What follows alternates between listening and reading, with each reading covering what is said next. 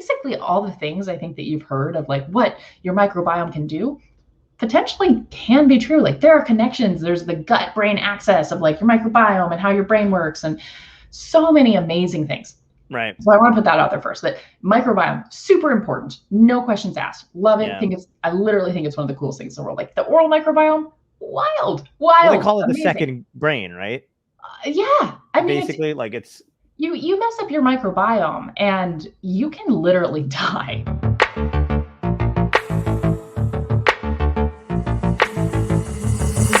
Dystopia tonight.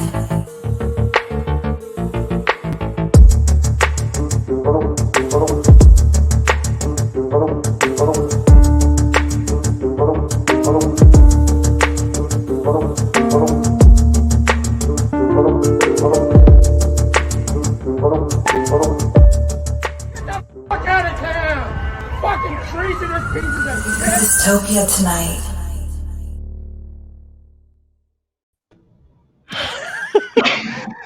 Yes, that is the appropriate reaction, by the way, to that intro. Thank you.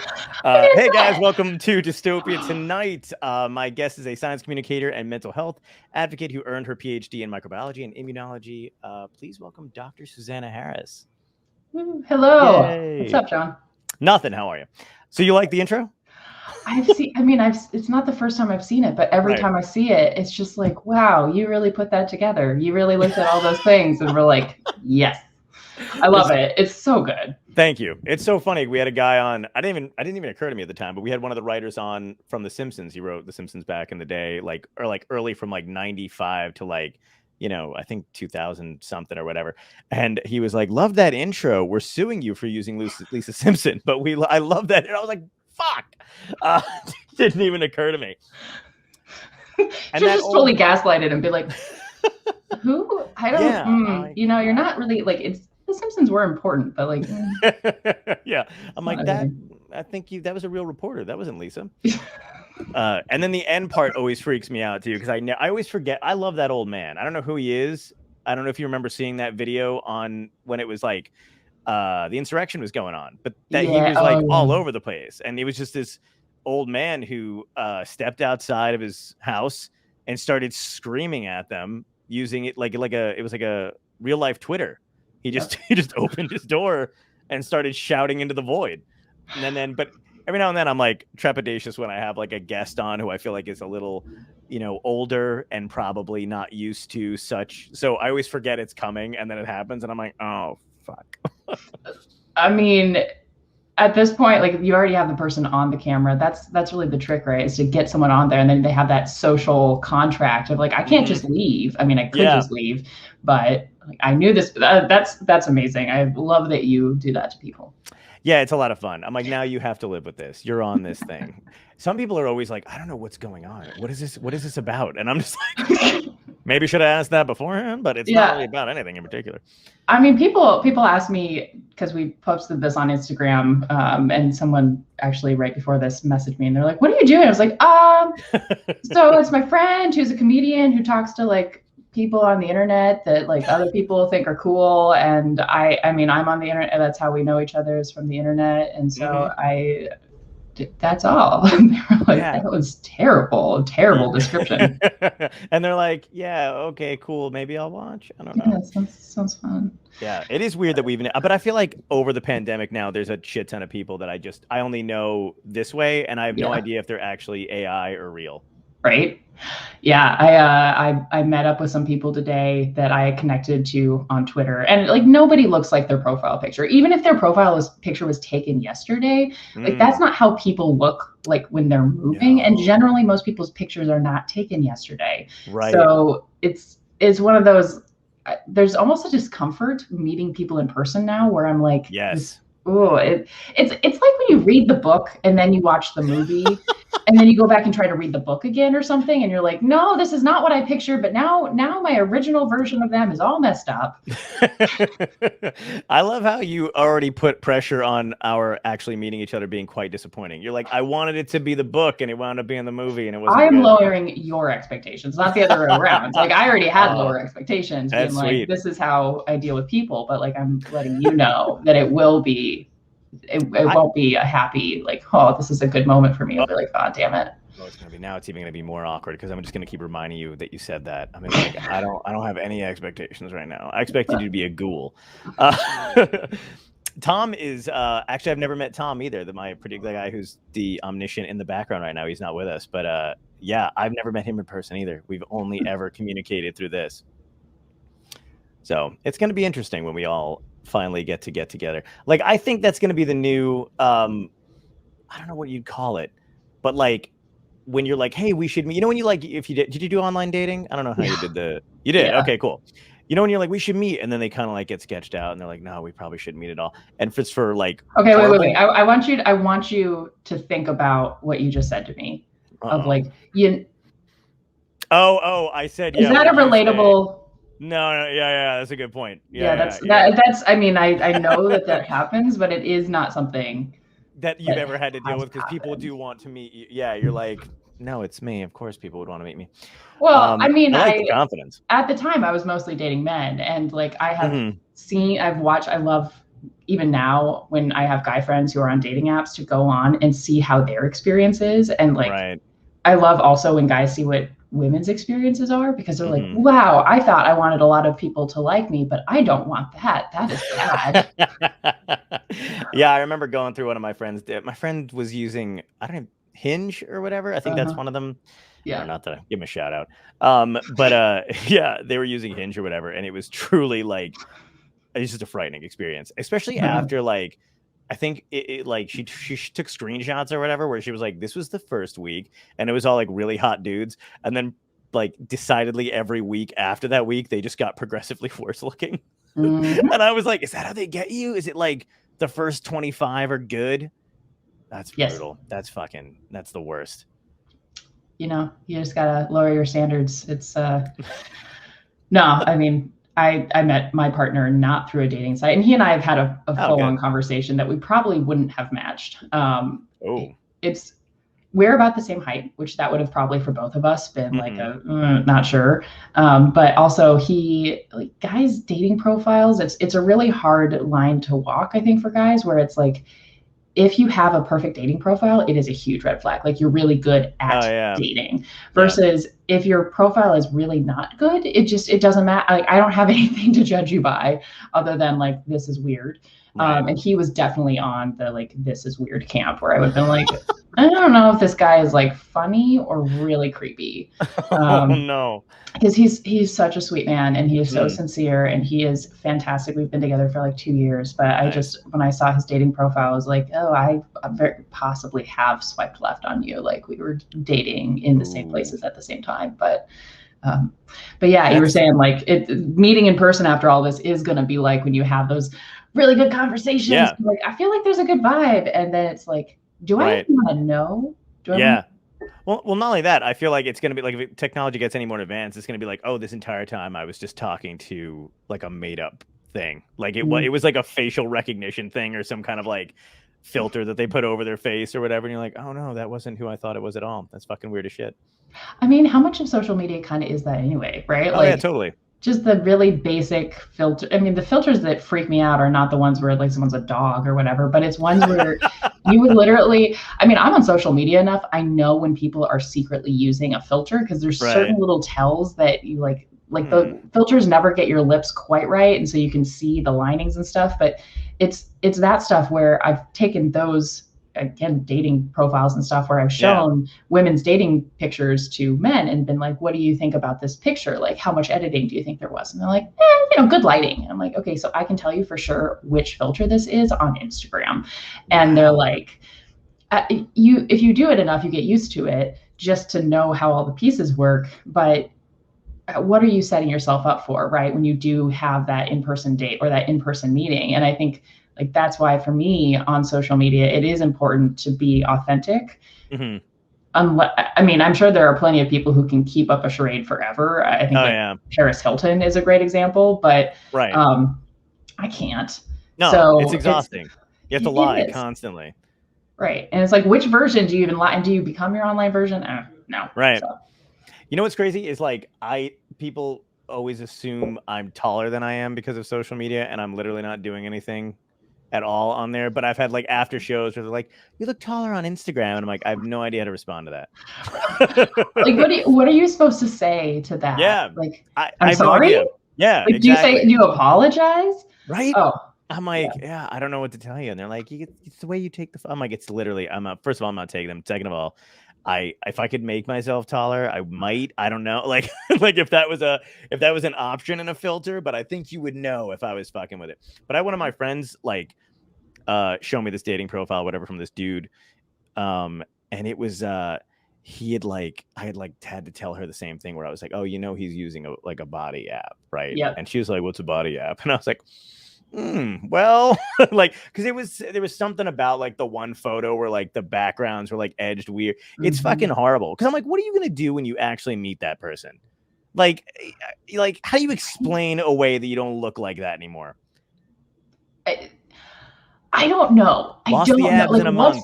What's the end game? Well, and it's like, are you just, there's a, I don't love the term like catfishing or whatever, because I don't think that that's really what it is. I think that it's people's insecurities forcing them to not show who they are. But isn't dating supposed to be that? Like, literally the purpose of a relationship is to have somebody with whom you share pieces of yourself that you don't necessarily share with the general audience, and not necessarily pieces, but literally like, if you build off of that step where it's, hey, this is who I want to be. I want you to date who you want me to be. Like, right. Then what? It's all downhill from there. I can't figure out how that goes well. I don't know how any of it works. I'm like, I'm single at the moment. I'm never fucking stop it.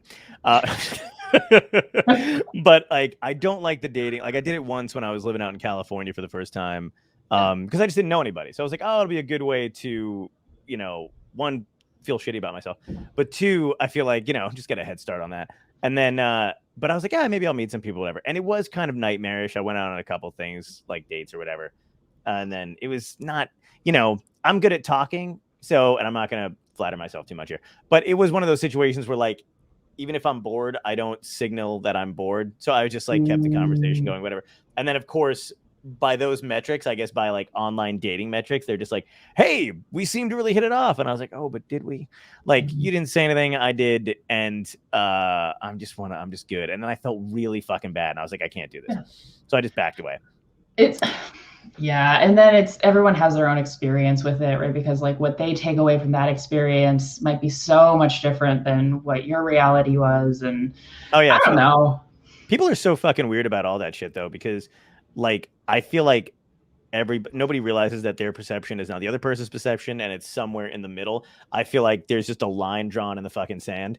And then they're like, this is the only way this could have gone down. There's no other ways to look at it. And I've got screwed in this situation. And you're just like, actually, people are just really complicated, and human nature and duality of it is bullshit. You know what I mean? Like, it's insane. Yeah. But what's crazy too? We were talking about it beforehand, though. Like, this has a lot to do with mental health, I think. And you're also a mental health advocate. And you've been recently, I don't want to say discovering ADHD, but you know what I mean? Like, just kind of getting into that kind of stuff. Yeah. Which I have too. And I don't like self-diagnosing, but one of my best friends is, so I'm kind of like gleaning off of that. Because I'm like, because he'll send me stuff and I'm like, yeah, a lot of that sounds eerily fucking similar to everything I've done in my entire life. But like you said, you discovered it over TikTok. Yeah, so it is a bit of a backstory, and we actually, I think, connected because of mental health advocacy stuff. Like, that was the original. You had a puppet, and I talked about sad things for 12 minutes, and like, look at us go. Wait, just to clarify, I don't carry a puppet with me. There wasn't any point in time. I like that you're like, you had a puppet, and that really makes it seem like I'm a psycho. You're like, I went with you heal through puppetry. Like, fuck me. Yeah, I wrote a thing. It actually is exactly how she says it, though. I did have a puppet for about a year. Yeah, not wrong. Yeah. Oh my gosh. Yeah, no, it was through Twitter. So like all of this is gonna tie together really well. But So we connected from that. While I was in grad school, like really struggled with mental illness, kind of like it all like percolated up because of a bunch of different things that were going on in my life, but went from something where I, in retrospect, I had dealt with a bunch of different mental illnesses, like severe anxiety as a kid, almost had to get pulled out of elementary school. And the fact that now I'm like, oh, that was a mental illness, not just like, whoop, she's a little shy. Hopefully we wouldn't do that now. But so there's all what grade? This was, I think I almost got fully pulled out of 5th grade, but like I had severe separation and social anxiety always. And I ended up getting over it at the time because took medication, went and saw a therapist, and then forced myself to get into public speaking and like eventually choir and show choir, actually, because it became something that the social anxiety got in the way of the stuff I wanted to do. It got in the way of me going to science camp. Yeah. How did you process it when you were in 5th grade, though? I mean, in 5th grade, it was, I didn't start getting treatment until 6th grade. And it was literally because it was like, you're going to middle school and we do not know if you can go to school. Right. And what are we going to do with you?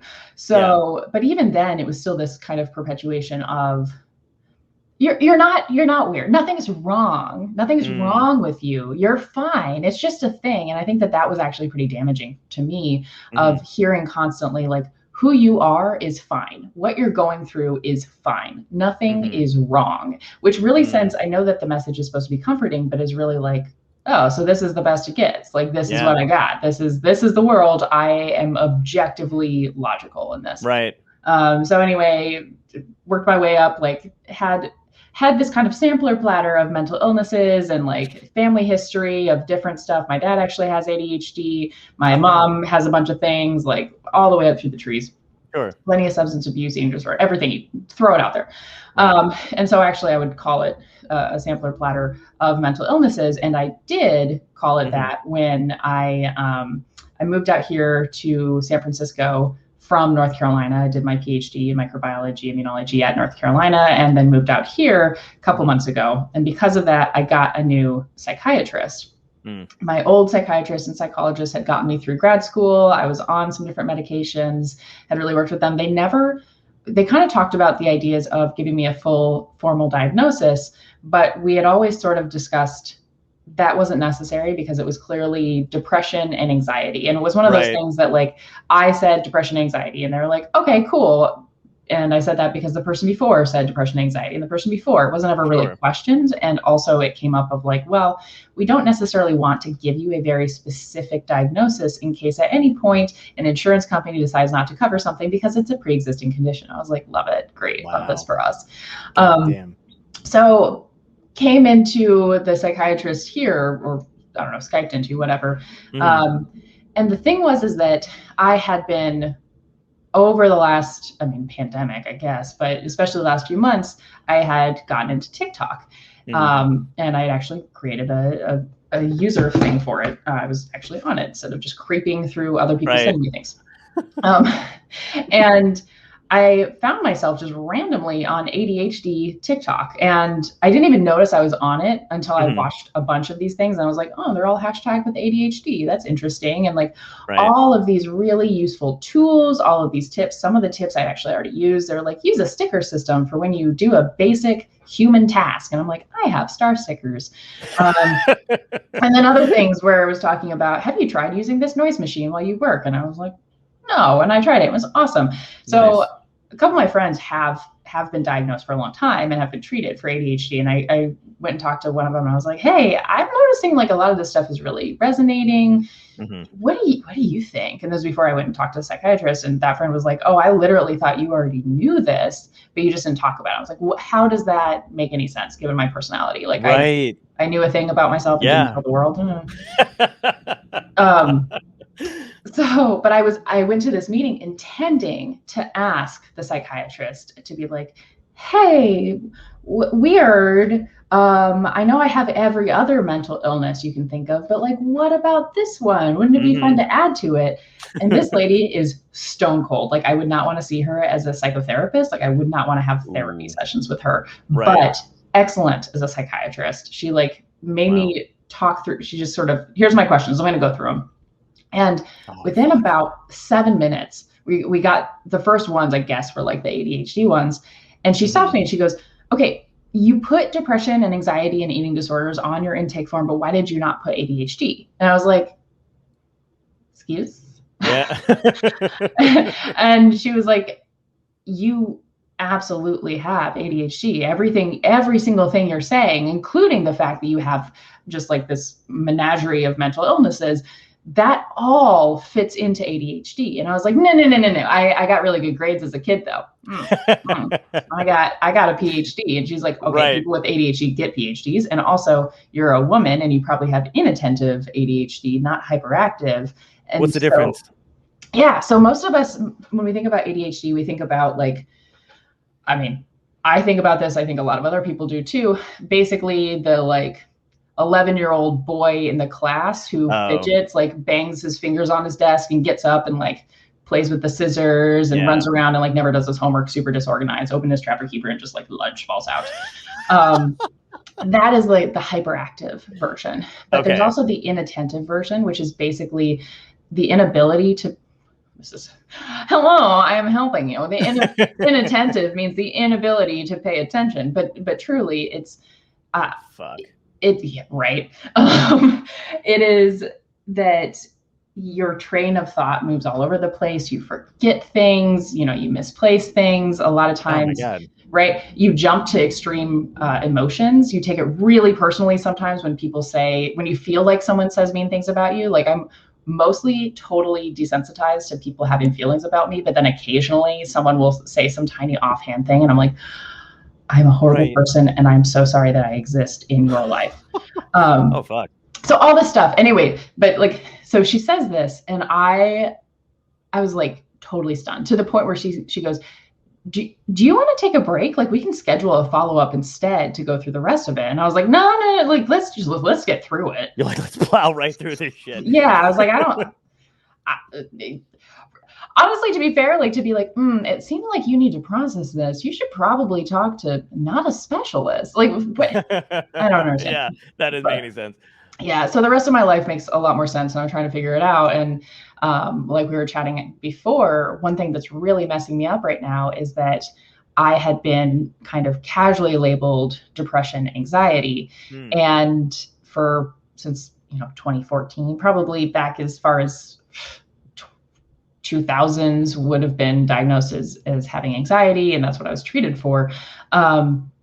And so one of the things that I take is an SSRI, it's Zoloft. It's everybody's favorite. Do you remember the commercials for Zoloft? The little dude, that guy was great. It was great. And he's like sad about the flower. He like goes to the flower. He's like, I don't want to smell it. I don't care. God, I love Big Pharma. Oh, that's great. Yeah. So they got us even this conversation, I feel like most people who have at least been around people with ADHD are like, yeah. But this feels super normal, right? Like we have talked about a billion different things and none of them make sense together. Yeah, no, not at all. But it's great. It's fantastic. It's really fun. So she basically said, I don't think you have ADHD, or I don't think you have depression. I'm not sure about the anxiety. I think you have ADHD, and I think that you deal with probably a version of bipolar. And so those two things together are manifesting as every other issue you've ever had, essentially. Oh, fuck.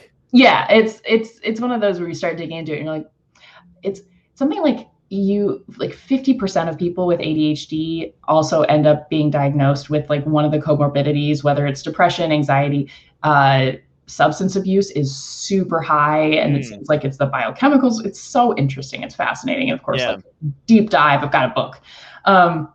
But she said, we're going to take you off of your SSRI. I'm also on a mood stabilizer called lamotrigine. I used to say the SSRI bumps me up and the mood stabilizer keeps me there. She's basically like, I don't know that that's actually happening. Mood stabilizer, lamotrigine is really good for a lot of different people. Can be an off-target treatment for ADHD as well, but it's just kind of good for keeping you stable as a human. Oh, wow. And so she we've been ramping down. I'm down to nothing now. And she said in the weirdest way, she was like, yeah, we're going to try to take you off. We're going to do the step down thing. Usually there's no issues. You don't have to really deal with it. There's some small side effects, but they're not a big deal. The only thing that might be a little bit off-putting is that some people get something called brain zaps, and it's just going to, if it's an issue, we'll switch you to a different SSRI. We'll go to Prozac and it'll be fine. And I was like, what the fuck is a brain zap? Correct. Yeah, like I'd be like, full stop. What was that again? Yeah, like, no, and I it's like a teletherapy visit, and I'm like, okay. Yeah. Also, the fact that they just kind of casually toss that out there, as if you don't have other structures in your life, they're going to depend on whether or not you do end up having a brain zap. Like I feel like they just kind of toss that shit out there very casually. Like you might just stop driving when you're doing it one day, and it's fine. We'll fix the medication. Really? Yeah. What about my car and my You'll legs? need that Prozac. Yeah. Yeah. We'll get you a lot. So right. Anyway, I looked up what brain zaps were, and I luckily haven't dealt with them. But brain zaps are basically where if you drop off your SSRI too fast, sometimes your brain feels like there's like electricity in it, and it oftentimes happens if you look like left and right too much or something. They don't really know. They have no idea. Like mental health is such a trash fire of science. But I started going off this stuff, and I was like, am I losing my mind? Like, am I okay? Because I was like, I just feel weird. And so finally, a week ago, I looked up the other symptoms of going off of an SSRI, and they're like, yeah, vertigo, dizziness. You might have like weird mood swings. You might like, okay, my God. I could have, again, it's on me. I could have Googled. Yeah. But you were there. You don't need it. That she's the, form of Google that that is your actual, that's the Google you pay for. That you pay hard for it. And so I think that's the thing when I'll tell people like my mental health has so much improved since grad school, and it's still like, that is so, so true, but it's because so many little stressors are gone. And one of them being financial, like the difference in being stressed out with and without enough money to comfortably live, totally different. And I think the mental health care space is just the peak of so many things that is wrong in our society. Is that in California, a lot of people, and especially in the San Francisco area, don't take insurance. They don't have to deal with paperwork. They get more money. It makes sense because there's not enough competition. Right. And so she doesn't take insurance. And the intro 1 hour was $650. And the follow-up meeting, because we had the full intro, and then we had a 20-minute follow-up meeting. We were scheduled for 20 minutes to determine what the next steps were going to be. And going off of the SSRI, we might eventually mix in more medication. Like, who cares? Let's have a party. And ended up, she kept it nice and short, which I was appreciative of. I was like, oh, this is nice. Like, keep it short. So instead of 20 minutes, it was 8 minutes. But she still charged me for 20 minutes, which was $220. Holy fucking shit. How is that not supposed to make you immediately like anxious and depressed and sad? Well, and like, especially the fact that it wasn't like hey, this is exactly what it is. Here's the 20 minutes worth of $200 for you. It literally, and then it's like, I gotta come back. Yeah. That's that was it. It was, and it's just how it works. And so I have insurance, and I should be able to file for reimbursement for those things, which is good, at least partially. But in grad school, I could not have carried like a $900 balance and just like, hope insurance helps. Right. I can't do that. And then also, by the way, it's really difficult to deal with insurance companies when your mental health is not good. Like, of all the things to do, I would not recommend, because to get a reimbursement for insurance, you like have to call them, and then you have to print something, and then you have to mail something. And I'm just like, if you listed all the things I hate, it would be exactly this. And it has truly been one of those where I'm like, I can't eat this amount of money. This is still. But it is really weird how like all that is set up inside a wall of shit that the mentally ill are not capable of handling. So they're like, you can come see us whenever you want. Doors open. But also, here's a robot you have to speak to first. And here's 16 options you have to sift through. And also, by the way, this is going to cost you money whether you want it to or not. And you're going to have to figure that money out. And there's going to be another company. And it's just like, and you're going to feel bad. Just be crazy. Right. You're like, well, I'm not going to be happy either way, but at least with one option, I'll have my money. I remember going, I'm not on anything. and should be probably. I don't know yet. I've never really, I've gone a couple times, and I had one doctor who I had to stop telling them. Actually, I have no choice, but I have to stop putting down comedian on my form because I think it throws them off a bit, and then they think they already know me because they're just probably terrible at their jobs.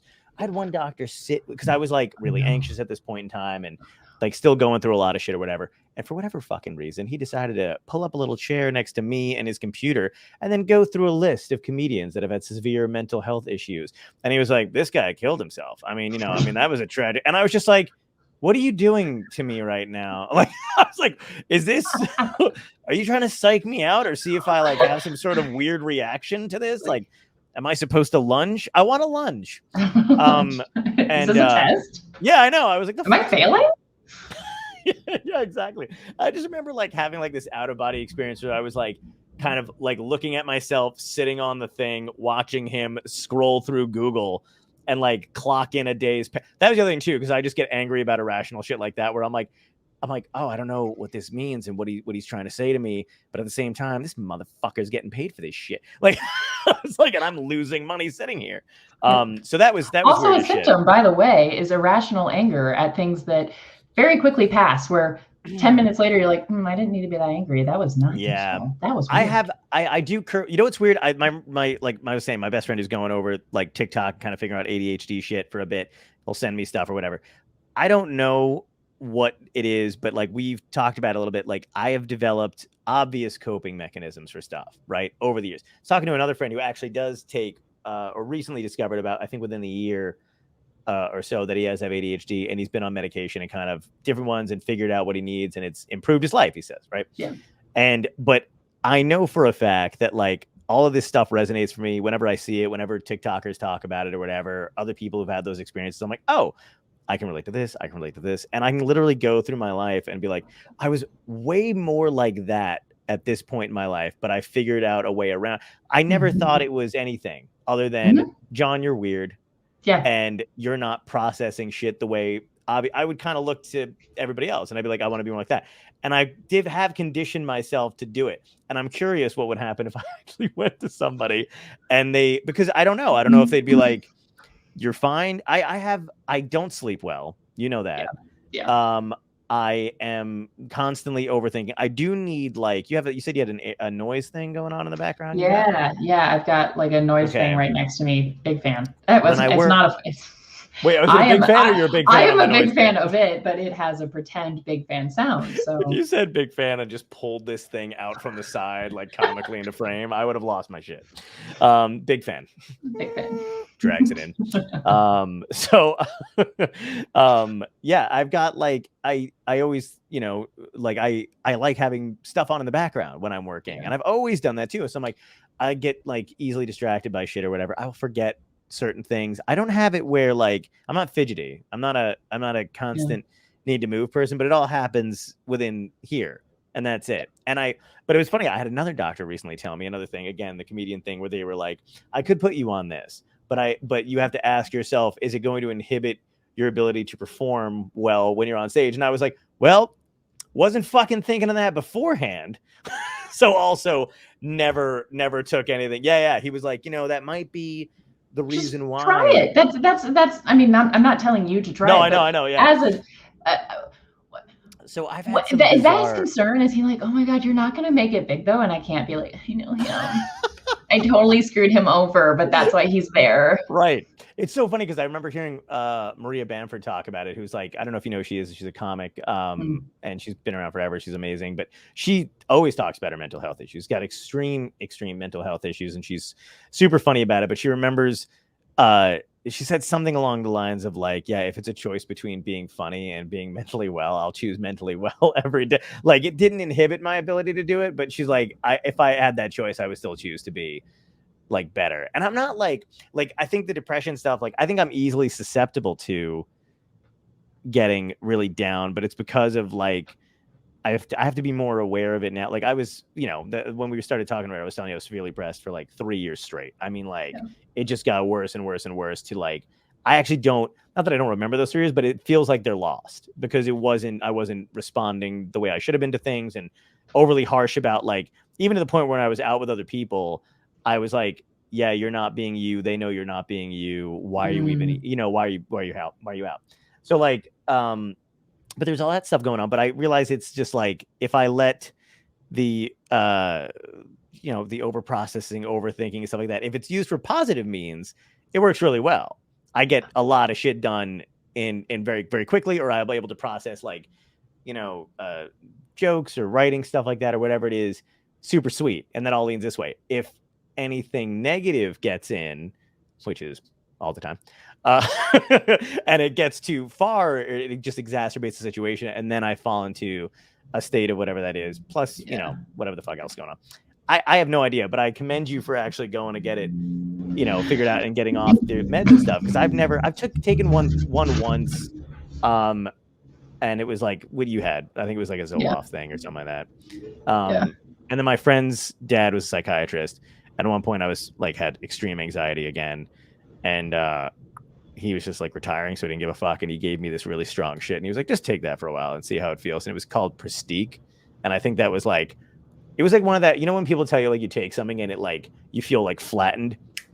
Happened to me. I took it. I went to go to the gym, and I was like on the thing, and I was like, oh god, no, oh no. what the fuck is happening right now? You're like the girl from the Don't Smoke Weed commercial. That's like, exactly, like on the couch, just exactly. That is exactly it. On the leg press machine, like, it could crush me. I don't care. Let it happen. I mean, so I have family members who have tried a bunch of different things. I've, like, as far as having drugs prescribed to me that I have taken, have tried a good handful of things, like not extensively, but mixed and matched and kind of at the whims of my people. And some things have worked, and some things have worked for a while too. I think that's another big piece that a lot of times people, when I've talked to them about needing more support in grad school and like the getting all of this mental health support in grad school, and how I've been able to, I haven't had a therapist for a while. And part of that is just like putting it off, but part was my insurance, all these different things. I would not have been as functional now if now I had the same stresses as grad school, but didn't have that same support. So like, right in grad school, I needed more support because it was a different, more stressful environment for me specifically. And so maybe, people are like, well, that's just the pandemic. I'm like, cool. So I guess I'll just get treatment until the end of the pandemic, and then we can check back in. And they're like, well, why the thing that gets me is when people are like, oh, you don't want to get dependency. I'm like, well, I'm not functional without it right now. So the definition of dependency is that if you don't use it, you're non-functional. And so you need to use it to be functional. And I'm already there. So, I mean, that doesn't make any sense to say, like, when you were in grad school though, because you still kind of, I love all the tweets that you put up about grad school, because it's like a lot of it applies to I want to, like, even like real life, where like I feel like it applies to almost any job, any anybody that is struggling through some kind of corporate bullshit. Because you had one, and I'm gonna go to this is so clunky, I'm gonna go to your social media, this middle part will all be edited out. But you had one recently that I absolutely loved, and you said here we go. You said, dear new grad students, there's always an urgent deadline, always just one more sample, always something that should have been done last week. Please be cautious when giving your time to your work. Your work will never be satisfied. That applies to, that, like, when I read that, I was like, slow clap. I had to keep my hands on the wheel, so I couldn't do it forever. But I was like, texting and driving, yay. It was crazy, because I'm like, oh my God, that applies to, like, that's literally what I've said to people about their jobs. But like, it's so crazy how a lot of that kind of overlaps. But I do like that you kind of push back, I don't want to say I don't want to say grad school is a toxic environment. I don't know for sure. But I'll say it. Grad school is a toxic environment. Okay, very happily. I didn't want to be the one to be like, I don't know if that's the great way to say it. But I do like that you push back on it, because I feel like that makes people feel, anything that makes people feel less alone, and anybody that does that kind of shit, I'm 100% behind. And I feel like you do that constantly. Well, thank you. And I think, so it's really interesting, because I think usually what I say is that the best people I've ever met are in academia, and the worst people I've ever met are in academia.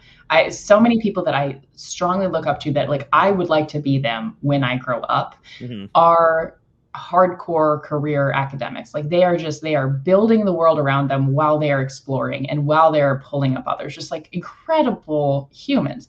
Right. There are literally people that you're like, are you a person even?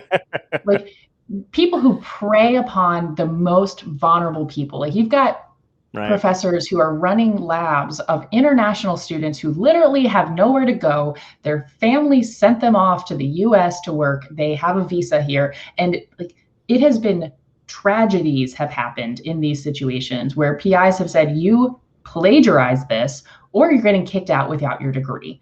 And like I can send you links of these things. Just deep, just the ugliest stuff. And for what? Right. For what, man? Your ego, for the fact that you get to be a big name at a conference. Like it's not right. Most of the things that I'm talking about, it's not even like there's toxic environments everywhere. And that's what people say. They're like, oh, everything's toxic. What job is toxic? Well, yeah, but yeah, exactly. Like, and that's just like a weird excuse to blanket it over. What do you think breeds those kind of professors in that kind of situation though? Is it the institution itself, or is it, or do you think it's just purely individual ego? I think it's a little of both. There's the kind of selection process of it. I think as it stands, the institution, if you have a high level of empathy or emotional IQ, it can be really detrimental to your career. You have to, I mean, if you look at scientists, right, and specifically talking about science in academia here, you actually have to set aside some of your empathy and some of your emotions to be a really good scientist.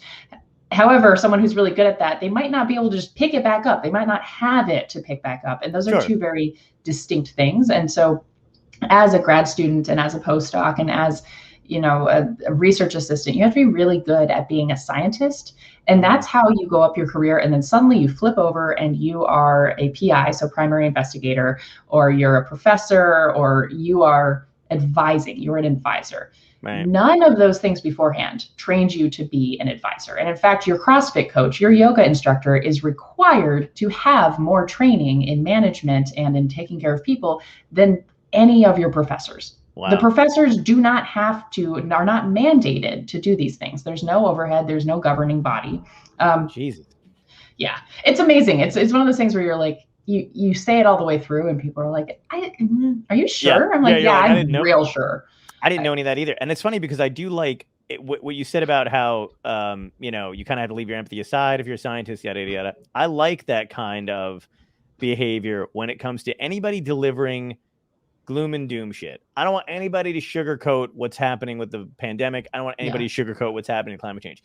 But if you're a professor working with younger students, I want all that empathy in there. I want anybody working with younger people to have some kind of, you know, realization of what they're going through, and also remember what the fuck you went through in the first place too. Like that is where I want it more. Well, and that's, I mean, some of that issue too is like the survivor bias of like, well, I did it and so it worked for me. It should work for you. And it's like, yeah, look at her. The thing is too, is you can truly teach someone to swim by sink or swim, and everyone who comes through that experience now understands that sink or swim works 100% of the time. 100% of the people who do sink or swim, and they figured out swim, so it works 100% of the time, right? For the survivors, right? Like that's for the survivor, yeah. And so, so I think that there's first of all that selective pressure of who's going to get through, and then on the other side, there's just no accountability. I mean, I love academic Twitter for a lot of different reasons, but one of the interesting things is just seeing what tenured professors can do and get away with it. You know, my favorite challenge to people when they're saying like, we support students is how, you know, how do you do that? And they'll say, for instance, with like sexual harassment, really big issue in academia. They will say, oh, we protect our students against sexual harassment. We have a zero tolerance policy about sexual harassment. It's like, okay, how? Like, well, a student should feel comfortable coming to us and telling, and it's like, okay, how would they come to you? Well, they could come to our office. Okay. How? Which office? Well, this one. Okay, then what would you do? Then what? Then what? You very quickly find out that academia has answers until the point where they have to do something. Right. And at that point, there are truly no answers. And I say that, and everyone gets grouchy, but I'm like, I don't care if you're grouchy. I don't care if you. That's if such a great way, but polite way of putting it. Grouchy. You're like, but just, I know what you mean. Yeah. And it's like if you're, I think there's so many interesting things about human emotions, the most of which is like, you can gauge from your own emotions how you think of something, even if you can't understand how you think of it. So it's like, if someone says something to me and I'm like, no, bad, defensive, it's like, oh, there's probably a part of me who realizes that what they're saying is true. Yeah. And that's where, when you push back on academia, you get a lot of voices that are like, well, I'm glad you left. And I'm like, well, same. But also, if you love academia, why don't you want it to be fantastic? Like, why don't you want to be able to say, I'm so sorry that happened to other people, but here is our 10-step thing that students can follow to deal with sexual harassment complaints. And here's what happens when we find that someone has been a perpetrator of these things. Right. And you know why they don't, you know why they go with angry? It's because they don't have that answer. And so it drives me all the way up the wall when people say, to your point of like, oh, just go in, our doors are open. Right. To what? To like a concrete wall. Congratulations. They'll stand there and be like, here's our doors. Aren't they lovely doors? Anyone who needs to can open the doors. And you're like, what's behind the doors? And they're like, people who need to know, open the doors. Open the door, there's nothing there. And they're like, oh, but we made a door. They're all like shocked when it's open. They're like, who the fuck left this door open? It's just, and it's like the most vulnerable people who are truly trying to do great work, like so much important science and so much knowledge and so much growth as a whole society comes out of universities. And it's just disgusting to see some of the people in power who feel like it's their right to exploit others. Yeah. And it is a very, like you said, it's like, I made it, why can't you, yada, yada, yada, instead of ever trying to improve anything. And there's just so much cognitive dissonance with all of this shit, because like, people don't learn at a young age. And it surprises me that professors and, you know, people who are in academia don't understand it either. But like, you know, there was a lot of cognitive dissonance I had to fight through, especially like learn behavior when you're younger, you know, learning to push back against adults, basically, that like might, you know, not in a vicious manner, but might not have had the right idea or the right type of thing. And also kind of figuring out why they thought a certain, like, you know, for the longest time, I always thought that anybody who smoked weed was like a piece of shit. Like, that was just ingrained in me because, you know, issues with my dad, like just stuff like that, family shit. But like the workaround behind that, it had to finally be something along the lines of like, people I liked growing up, who I respected, who were good people, did that kind of shit. So the cognitive dissonance kicked in again. It's like, holy shit, what the fuck is that? That feels like shit. But like, once you learn to push through it, you know, the right thing to do is to push through that kind of shit. And I think it affects everybody, and especially like, again, like current situation, pandemic and all that other shit. It never goes away. But we're not taught that ever, to how to deal with that kind of shit. We're not taught how to deal with any emotions. And it's like, you're on your own. Fuck it. You feel something, go feel it in a room. Emotions and taxes, man. Like the two things that you are going to have to deal with, no matter who you are, what you are, and how much money. Emotions and taxes. And how many courses did we have in that? Nothing. Yes. Emotions and taxes. Being like, emotional about your taxes. Hide the so taxes. What made you? Because you said you got your degree in what is it? Biology and immunology. Am I wrong? Microbiology and immunology. Microbiology. So, but then you became and then, but you are like, I was talking to a friend about this the other day because I was watching. Well, you're a science communicator, which I admire greatly, because I feel like we need people who are charismatic, who are super smart, who are funny, who are able to like kind of translate the language like that to dum-dums. Yeah, so and like, I can hold that place until those people come along. You're like, I got it. I'll save your seat. Yep. No, stop. I love them immodesty, but it's fine. What was, like I was watching, it was a Joe Rogan clip, right?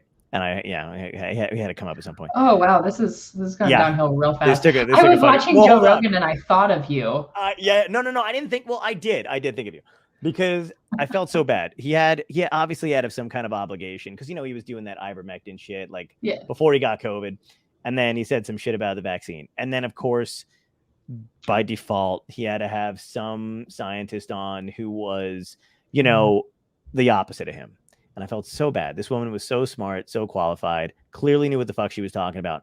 But I don't think she was as good at communicating it, because especially when you're talking to another comedian or something like that, it's like, you know, it's hard to, when you're just filled with knowledge and information, if you're not good at having a conversation. And on top of it, also having she had a job that didn't require being on that cast, which she was probably like, I have to be careful to what I say. So it looked bad. And then it made me think of, though, what you're science communicator and like other people like that. And there's so few of you.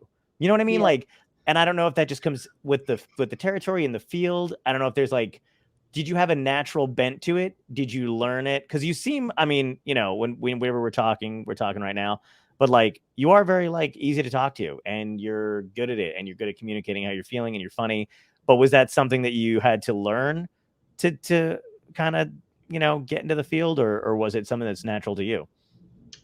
It's a good question, and it's actually fun to be asked. It's fun to be asked this. Me too. Then it's fun to be asked this in bigger conversations, because I haven't really ever thought about it this deeply and in this context. But going all the way back to like the social anxiety and dealing with like using public speaking as a way to get over social anxiety. Basically what that turns into, people are surprised that I'm pretty comfortable talking to groups of like 500 people. I don't care. I've done a bunch of videos. Like, I'm going to pay you another compliment real quick. I saw a video of you. Sorry, I didn't mean to interrupt, but when we were like first talking or whatever, you were, I think it was at your college. I don't know if it was 100%, but you were talking to a group of people. It was almost like your TED Talk. Yeah, the red dress talk. The red dress talk. It was fucking great. If you guys don't know it, look it up on the internet. If you look up the Monty, Monti, and then Susanna Harris, you'll pull it up. Yeah, it was super annoying because you were, you know, you're smart or whatever, but you're also funny. And I was like, first of all, you're inching up on my territory. That's upsetting. Yeah. And your fads? No. But I was just like, but that was wildly impressive to be able to communicate how you were feeling emotionally with your anxiety, all the other stuff, and then talking about going through grad school, talking about what you had, you know, whatever. It was amazing, because for somebody who, like you said, has anxiety, man, you got up there and you fucking crushed it. Well, thanks. I mean, it's easier than I think it is for most people, because that is just as uncomfortable to me as speaking with 3 people or more. Like, my limit of comfort with speaking with people is 2 people. It doesn't matter. It can be family members. It can be anybody. But the moment there are more than 2 people, I'm comfortable. I love talking one-on-one with people. I like talking 1-on-2, hate talking 1-on-3 and above. So getting up in front of 50, 500 people feels the same to me as having a conversation with 3 people. And so it's actually just like, I get the desensitization constantly. Like, you constantly have to talk to 3 people. That's like a human adult thing that people have to do. Yeah. And so that doesn't feel that much different. But I think that experience of growing up and learning how to do public speaking and how to like show choir was all about emoting and like, you know, you have to make some things look easy. You have to explain things through like your body, but also like pay attention to how you're singing and your tone and how it blends with other. There's so many different awareness levels. And that's really what I think pulls into communicating, because I mean, there's the words you say, and those are important, but it's also like so much of the psychology behind it, I think, is fascinating. And I was having a conversation with somebody today that I met on Twitter. I was like, hey, I don't have friends here and you're here and you have a company. Can I like come see your company place? And he was like, yeah, sure. But we were talking about it. I was like no. You probably, when I walked in, because we got into it, I was like, probably when we first started talking, you were possibly a little taken aback. I was probably a little too much, maybe a little too enthusiastic. Like, and he was like, I was like, yeah, that's on purpose, because if I come in at my normal level, if like I just come in like, hey, what's up? Love the place. What's new? Tell me what you're doing. Right. People never match your enthusiasm starting out. Like they're nervous. Everyone is inside their own head, their own bodies, and so they are never going to give you 100% of what you go out with, right? Like you Right. have to feed them. And so like he and I chatted for a long enough time that I was like, all right, here, let's break that down, because he was asking about my communication style. I was like, I come in knowing that I'm being too much. I know it's too much. It's annoying. I'm annoyed at myself. I'm like in my own head being like, geez, could you calm it down? Yeah. But the point is I don't actually, good communication, I think, requires you to actually set aside your ego in a lot of ways and be like, they might not like me as a messenger, but as long as they understand my message and come back to me for more messages, fantastic. Like you think about people who listen to the Joe Rogan podcast, even though they hate him, but they like what he says. Right. And actually, they probably like what he says because it's him, because he has his communication style. Yes. You know, 100%. It's just, it's so much of it is persuasion and you know, and being able to, you know, I mean, especially just being able to make people laugh or like all that other shit. And it's funny because you almost have to have, you know, it's almost like a superpower where you're just kind of like, I have to be more aware of, you know, how people react to me based on, you know, A, B, C, and D or whatever, which is funny. And I feel like there's a way, like, do you switch between, this is going to be weird to say. Okay. So like, is there a way you talk to other academics as opposed to when you talk to normal people? I don't want to say normal people. You know what I mean? Like normies. Yeah. Like people who are less likely to understand what you're saying. You know what I mean? Or it's like, there's a, no, like, I love this question. Like, you know, I love this when question. you have an academic, you approach them from the side, don't scare them. You know what I mean? Like, how do you like, you know, you don't want them to get, yeah. Yes, exactly. It's a great question. And it's actually like, it's a question that relates to all of the communication act. I actually just put up a TikTok similar to this, but the TikTok I just put up was about one of the biggest questions I get is, how do I figure out what my audience already knows? How do I know what they're interested in? It's like, you have to ask. You have to ask because you cannot assume. So the blanket term academics brings up, like, you have to think about when you're saying academics, who are you thinking of? Like, can you come up with one persona? And is that accurate for that persona? Maybe. Like, maybe that kind of general stereotype works for that persona, and that's how you should treat them. But most people don't fit into that. And so to the point of like, do you interact differently with academics versus investors? Like, I really try not to. Actually, it's like a compulsion that I have to be like, oh, what's up, fellow academics? Like, let's talk about science. Like, I would never do that. That's not going to work. My normal, let's see, like if I was just going to go like full cow mode of like, do what feels normal with academics, I'd be like, hello, yes, I went to UNC Chapel Hill for my graduate school, and I worked under Elizabeth Schenck studying Bacillus subtilis on plant roots and the different chemically mediated dynamics of those communities. Yeah.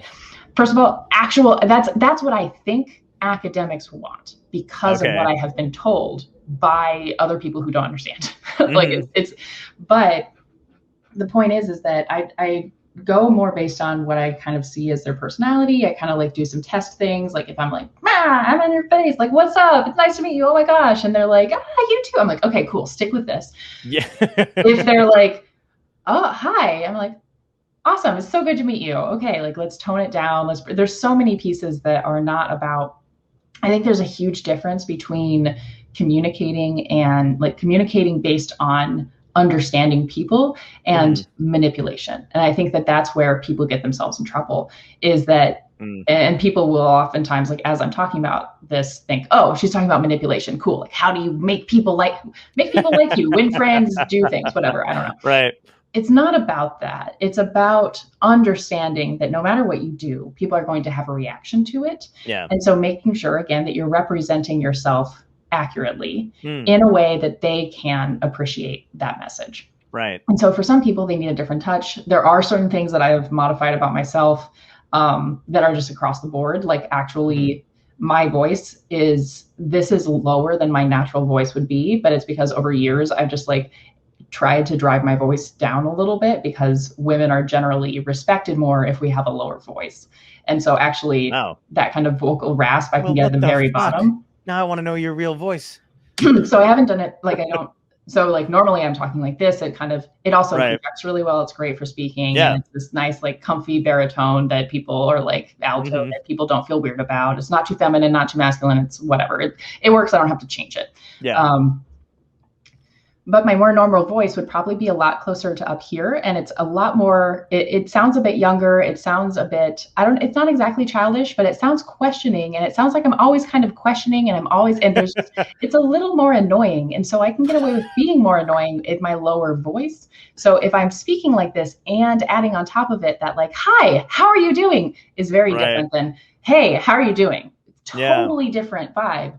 And so, but it's one of those things that I've changed constantly over time that's now part of who I am. And it's like, it takes a lot of effort to go back to how I would be. But now it's actually gotten too far. I keep pushing it lower. I'm like, whoa, okay. Dang, girl. That's really interesting though, because I had no idea that that's like even a thing that people, because I know like there's certain things about myself that I know, like I know I'm kind of, but at this point I just kind of let go where I'm like, I don't expect anybody to react like some people are chill with it. I'm usually pretty disarming. I know that. And then like, but other times I know I'm just gregarious or I'm like overly, like enthused, and I'll kind of explain it down and I'll be like, oh yeah, sorry about that or whatever, especially when meeting somebody I don't particularly know or whatever it is. But like I always feel like, yeah, like this is me. Like I'm overly enthusiastic. I come across either overly enthusiastic or like I could give a shit less. And the latter I wish didn't come across at all, because like it's not it. But I don't know, sometimes I just have I'm just like, hey, I'm really excited to see you. And people are like, well, it doesn't sound like that at all. Right. And I'm like, no, I mean it. Right. That's a weird thing, right? Is that like half the time I'll say, oh my gosh, I love her. She is the best. She's so great. Oh my gosh. Like you get to work with her. Oh, I love her. Which is like, or if it's somebody I know, I'll be like, oh, she's awesome. Those mean exactly the same thing to me. Right. But it's just about like, it depends on the context. It's like how our preferences of music changed based on the day of the week, the time of day. Like if you've ever turned on the wrong radio channel on a Monday morning and it's like, get crunk in the club. And you're like, shut up. Shut up. No one wants to do that. No one has ever wanted. But you turn that same thing on on Friday and you're like, yeah, what's up? I'm going to drink a wine seltzer and scroll it went downhill with wine seltzer, but all right. Yeah, no, it's never. I'm never crunk in the club. I'm never anything in the club. I hate clubs. Yeah, no. But so another thing I was going to talk to you about too is that you had that one TikTok that I love that went. Another thing that fucking blew my mind is because you shit on. I'll finish that sentence in a second. Great TikTok. Totally got banned. You can't see it anymore. Banned everywhere. Yeah, really popular in Germany. Yeah, it was probiotics, which I didn't know anything. I didn't know that was like a thing. And also it killed me twice because I was like, totally should have gone to you in the first place, having known you. And then, but yeah, you made that TikTok and people lost their fucking goddamn minds. Like you would have thought that they had money in probiotics the way they went after you for it. But yeah, I did not know that it's all bullshit. Yeah. And I mean, it'll save me some time. Well, everybody I know is on them, by the way. Well, it's such a funny thing because, and your perception of that video is actually exactly what I was trying to get across. So that feels good. But I want to say that first instead of being like, well, your perception wasn't exactly accurate. Your perception was exactly what I was going for, but I technically didn't say some of those things. So technically all I said was something that is controversial based on your field, that you think people might get upset with. And I studied basically plant probiotics. Like that was my thesis work, was how can we make plant probiotics stick to plants better? And because of that work, I was like, wow, this research is trash. Like the research that I did was legitimate, but the discussion part of my thesis was like, this field is not good. We are selling things as like agricultural stuff that doesn't actually work the way that it should. And that's maybe not a problem now, but it's going to erode trust in science. Like that was my, bee in my bonnet. Yeah. But basically what I said was with my background, I don't buy probiotics. We know that the microbiome of humans, of plants, of pretty much anything is super important for the health of that ecosystem. Like my microbes ecosystem is me. I am a tome.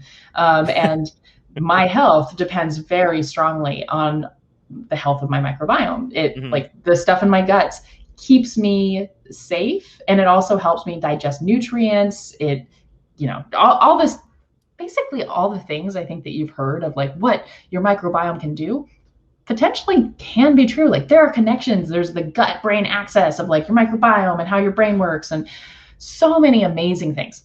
Right. So I want to put that out there first, that microbiome, super important. No questions asked. Love it. Yeah. I literally think it's one of the coolest things in the world. Like the oral microbiome, wild. Well, they call it amazing. the second brain, right? Yeah. I mean, basically, like it's you mess up your microbiome and you can literally die. I mean, it's not like, that's why when you take antibiotics, things get really messed up. Like you might not feel good. You might your skin might change. All of this weird stuff is because you are messing up the microbes that are living on you and that are super important to you. So that's cool.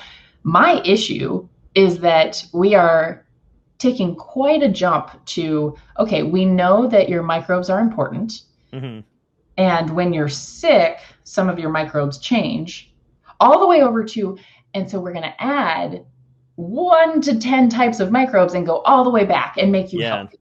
And it's like that. It would be the same as looking at a rainforest and being like, oh my gosh, this thing, like this rainforest burned to the ground, but a healthy rainforest has green tree frogs. So we're going to put millions of green tree frogs into the forest, and everything's going to be fixed. It's like, no, logically, we know that that's not true. That's a great analogy, though, because that really helps clear it up. Yeah, and you can't, I mean, nothing. A rainforest is such this unique, very carefully balanced ecosystem that you couldn't put one of any species in. And even if you're like, this rainforest is sick because it doesn't have the green tree frogs, that's the only thing it's missing, you still can't just chuck a whole bunch of them in there. And so oftentimes what the probiotics are is that they're saying, if you take an antibiotic, you need to repopulate. And here is, and some people be like, it has 100 different strains. I'm like, cool. Probably most of those don't even grow because none of this is regulated at all. Yeah, I have no idea what any of that means. It doesn't mean. It doesn't. That is where it's so interesting. I think that this is where more scientists need to be communicators, is that other people are communicating science with no background and no intention. They say, I have this product that I want to sell and it is related to science. And I'm going to say the science of microbiology says that 10,000 CFU will change the overall interspecies dynamics. And I'm like, okay, that's actually not very many. And you didn't tell me how you were doing this. You didn't tell me you just told me nothing. And so you need scientists out there to be like, no. Right. There was such a huge disparity between like my primary care doctor at the time's point of view on because I had I still have to this day, I have no idea what's going on, but I have like a weird gut thing where 1 minute totally fine, flat stomach, I exercise all the time. A day later, pregnant with triplets. I have no idea. You know what I mean? Like I have no idea what I ate, and it doesn't seem to matter. I've gotten allergy tests, I've gotten endoscopies, I've gotten all this other crap. But my primary care doctor was like, no, you're not going to take any probiotics. That's fucking horseshit. And then I went to a specialist and they were like, we got some probiotics for you. They're like $90, but it's gonna. And I was like, fuck. But of course, like an idiot, I'd take that kind of shit. And then of course they did this thing where they were like, well, that's not working. There's too much in you. We're gonna give you this really strong antibiotic, kill all of it in you for about a month. Then we're gonna give you new and literally, it was just this endless cycle where that's all they did to me. And then I've not taken anything at this point. But yeah, when I saw your TikTok, I was just like, I could have saved so much time. It could be like this is the going back to the idea of cognitive dissonance is so difficult where it's like your problem could be your microbiome. It could be your microbiome is thrown off and hates you, but we don't necessarily have a treatment for it. And I think there's no I'm sorry, but like there's no what I've been reading about it on my own and all the other stuff. It just seems like they really have no idea how to fix any of that shit. Like there's no real that's why every time I go to the doctor, there's like throwing shit at the wall. They're like, we're just gonna run these tests over and over and over again. Like I don't want to go to somebody new at this point because it's like, every time I do, they just do the same shit. Yeah. Well, and I think for the fecal thing that they always talk about, that they did a South Park episode on, where they're like, hey, if you have somebody else's poop, FMT, you're great. Microbiome transplant. It's right. still, I don't think there's any microbiome transplant like treatment options that are FDA approved, but it is one that happens in hospitals. It is. It's really funny. I talk about like I would not put money in any microbiome company right now, and then literally microbiome scientists will come to me and be like, "Okay, but mine's cool. You want to hear about it?" I'm like, "I do want to hear. I do actually want to hear about it. I'm interested, but I'm going to ask you some really uncomfortable questions, and I'm not going to."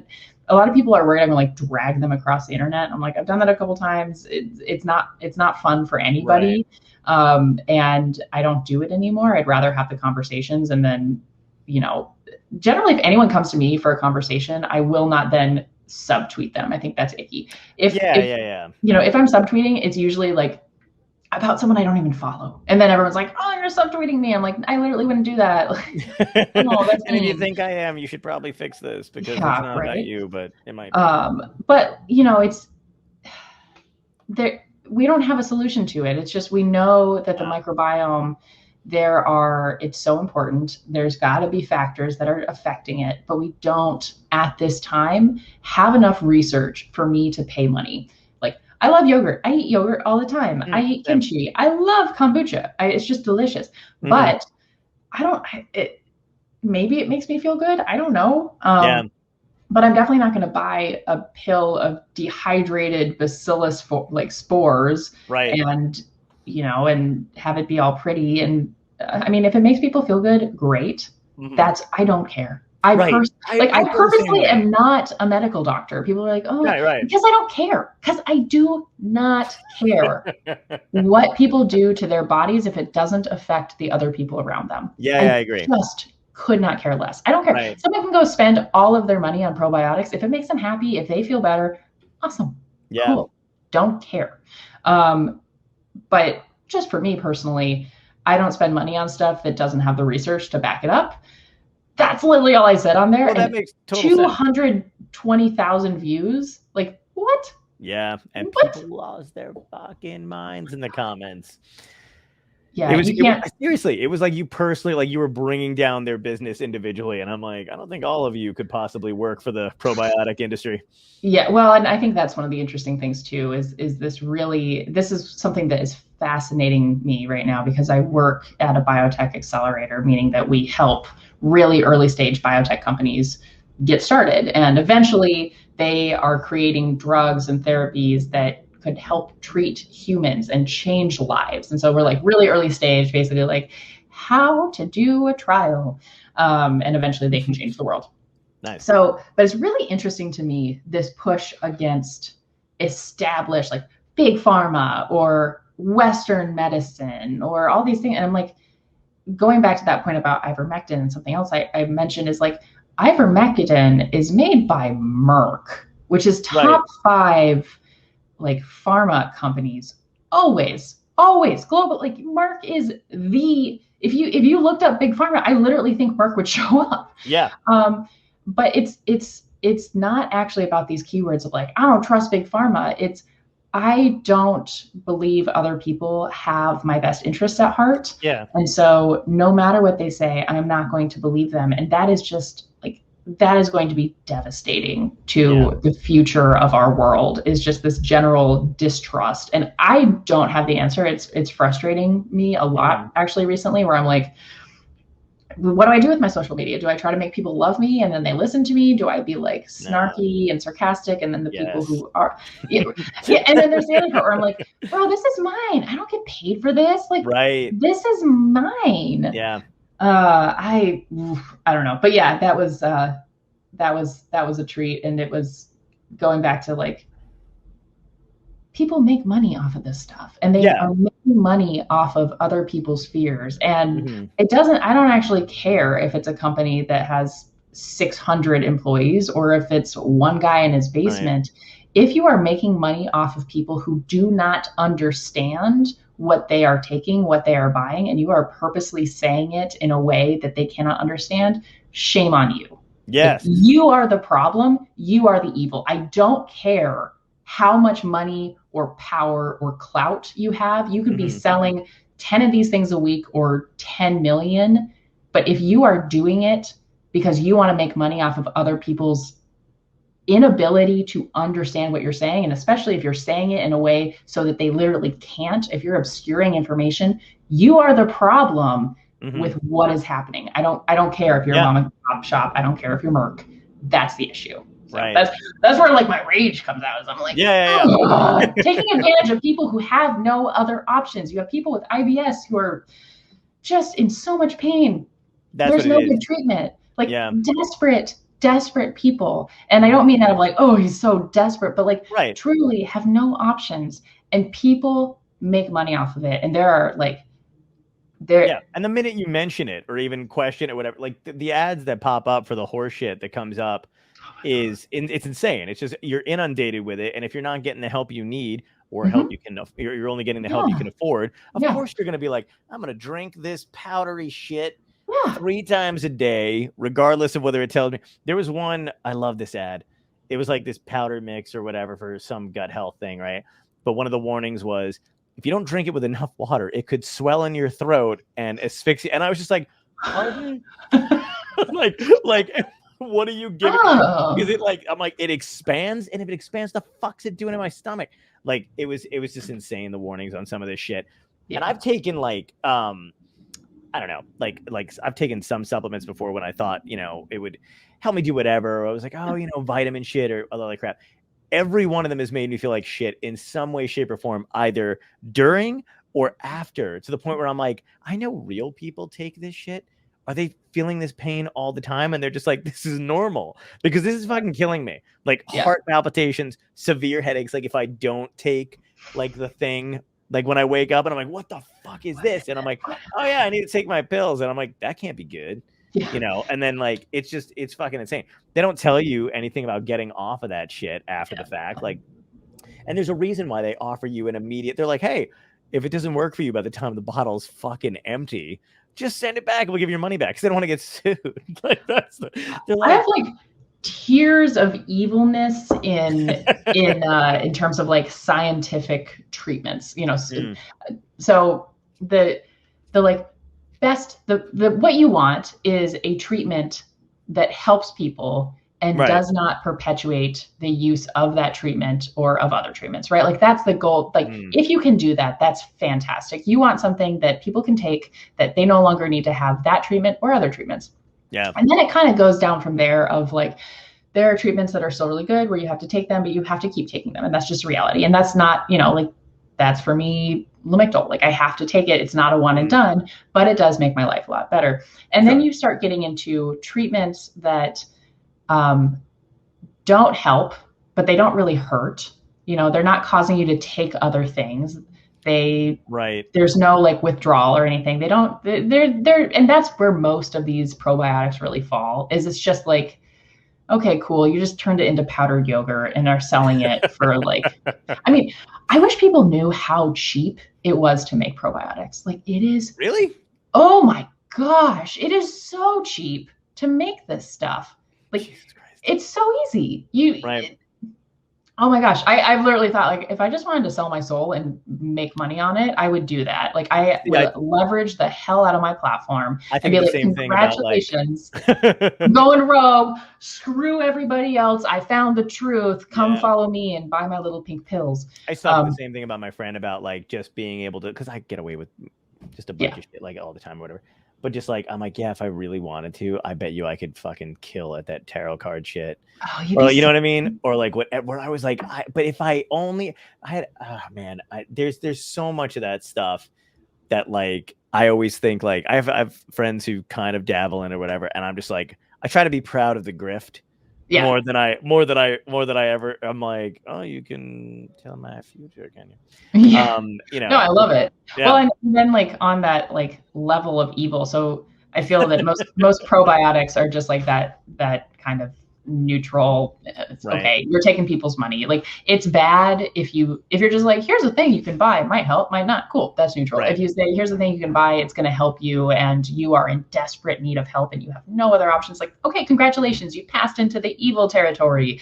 And then from there, you get things that maybe they're not bad until you stop taking them. congratulations, you've made something evil that is not helping them, but it hurts them once they stop taking it. Right. And then you start getting into things that hurt them and cause them to take other supplements that you also offer. Like that's the thing that like makes me lose my mind is you see this stuff that's like juice cleanse plus probiotics. It's like juice cleanse made you feel horrible. And they're giving you something that also doesn't do anything, but they're now treating the thing that they caused. So that's like, I'm always skeptical of shit when they go to send you something and they're like, but you get these 2 other bottles of pills for free. And I'm like, for free? Yeah, I'm sure you take all 3 at the same time. The other 2 you need. And then like to get 2 more of this shit, you need to spend like, $200. And you're like, fuck. Yeah. It's just excruciating. I think, for me, ideally people would be informed about what they do. They would have the option to inform themselves. And I think that would be, if I could change the world, if I could just have infinite time, money, and power, it would be that of whatever a person wanted to do, they could go into it eyes open. So if that's taking a drug or a treatment, they would be able to say, objective, like at whatever the level their comprehension is, whatever information they would want, they could say, here are the data as I understand it. So maybe a scientist goes on and is like, oh, here's every single piece of data. I can interpret myself. Maybe it's somebody who doesn't want to, doesn't care about it, whatever, doesn't have the interest, doesn't necessarily know how to do that. They could have a graphical representation that is accurate and that we know as communicators will give them the correct message. So like everyone goes in getting the full, complete message that is tailored to their understanding, and that would just be a thing across the board. Transparency is one thing, but actually making things accessible and something that people feel comfortable leaning into and learning from doesn't necessarily sell things the way you want to, but hopefully allows you to have a sustainable life and a sustainable whatever you are trying to accomplish, whatever that project is. If it's a company, if it's I don't know what. Yeah. It's insane that like there's no penalty for selling or peddling misinformation as long as you're like give like that little warning on the bottom. It's like, hey, you know what? It's at your own risk. You may be whatever. Because it's I feel like if there was more of that, people would be less inclined to do it. Like I don't understand the same way I don't understand these people going on and on about the vaccine or giving out misinformation about COVID treatments and all that other shit. I don't know how that's not. But there's no penalization for any of it. It's just allowed. Well, and people think that I get mad at people who haven't gotten vaccinated, and I don't. I get mad at people who are going after doctors or are purposely misinforming others. Or just like making life bad for people who are struggling and already trying to help. Like that, I don't actually, I talk to people all the time who will say like, yeah, I'm actually not vaccinated. I'm like, okay, can you tell me why? Like, I'm interested in knowing kind of what you're also just, I'm not trying to change their mind. Like never, if you're talking to an adult, the worst thing I can hear back from a person as I'm talking to them, truly the thing that makes me just like deeply sad and sit back and be like, okay, so how do I never do that again? Is if after some 20 to 30 minute conversation or shorter with an adult, they go, thank you so much. I've completely changed my mind. That is adult version of not only do I not agree with you or believe you, but I am uncomfortable telling you that I don't agree with you or believe you and unable to ask you more questions. Like full fail. That is full fail for me. If someone says you have completely changed my mind, thank you. Absolute. Didn't build a relationship, didn't change anything, destroyed probably some of that person's trust in who I am or who I represent.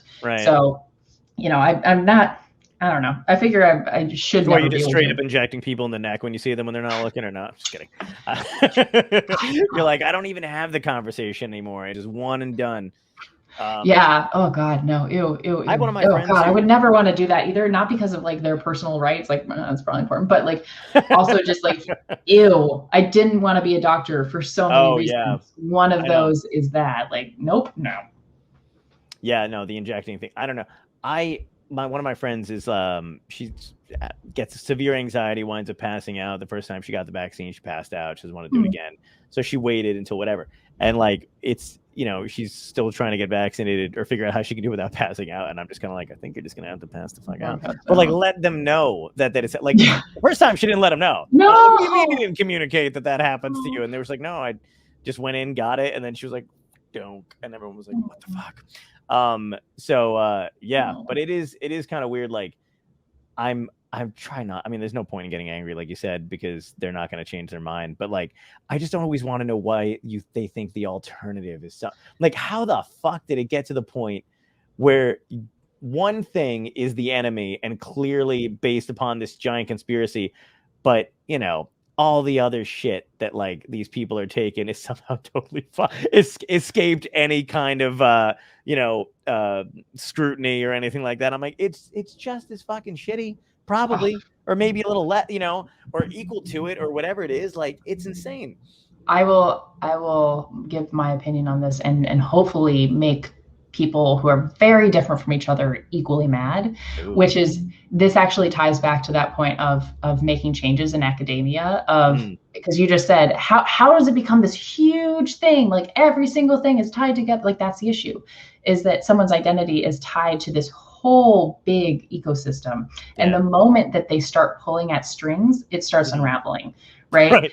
And so you don't know what's going to unravel. You don't necessarily want your existence, your past, present, and potentially future, all of the decisions you made to be shown in a bad light. So in academia, part of the reason that there's no change is that people will say, if this is true, that means I might have also done this. Like, if I have, and I've had this conversation with professors where they're like, I feel uncomfortable knowing how many people struggle and like what percentage of people struggle, because I've trained 50 graduate students, and statistically like at least 20 of them dealt with a mental illness, and I didn't help any of them with like, they have to take in new information. You have to understand that you were wrong at some point, right? And understand that there were ramifications. And so I think that that's kind of my fear with the holdouts for the vaccine, like the vaccine people, where it's just like, they don't necessarily want to change their mind because it means that they made a bad decision and they potentially imperiled people. And that's why I'm like, yo, if you do it now, it still counts, bro. It still counts. Like, wow, we got it FDA approved.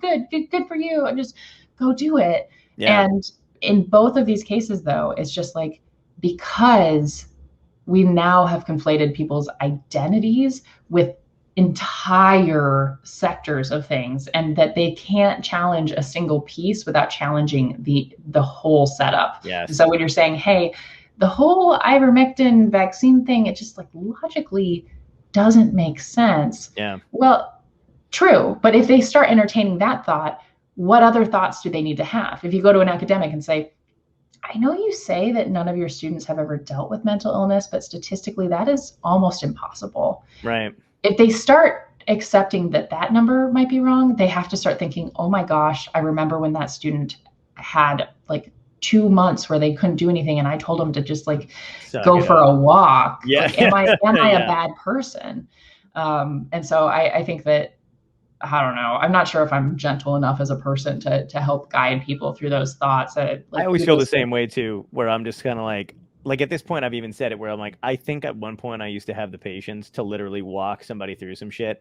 And, somewhere in the last few years, I've totally lost it. And I try not to get into sometimes I'm like very much like, I'll listen to whatever you have to say about a thing.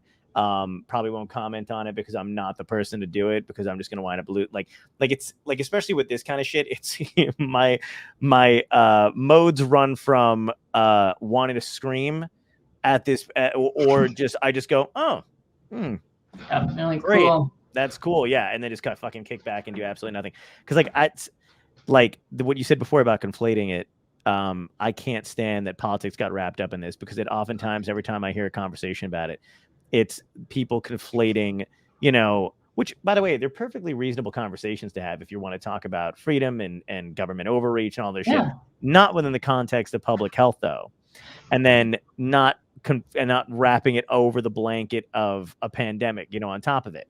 So it's insane to me that all that got wrapped up into the same thing. And now we're just fucking stuck. Me I just too. resent being stuck in it. Yeah. And I think that's the thing is like it didn't need to be political. The masks never needed to be political. Nope. If both sides were smart, they would have launched their own free masks. And it's like, come get your free, Trump Forever mask, or like, I don't know. I honestly don't know.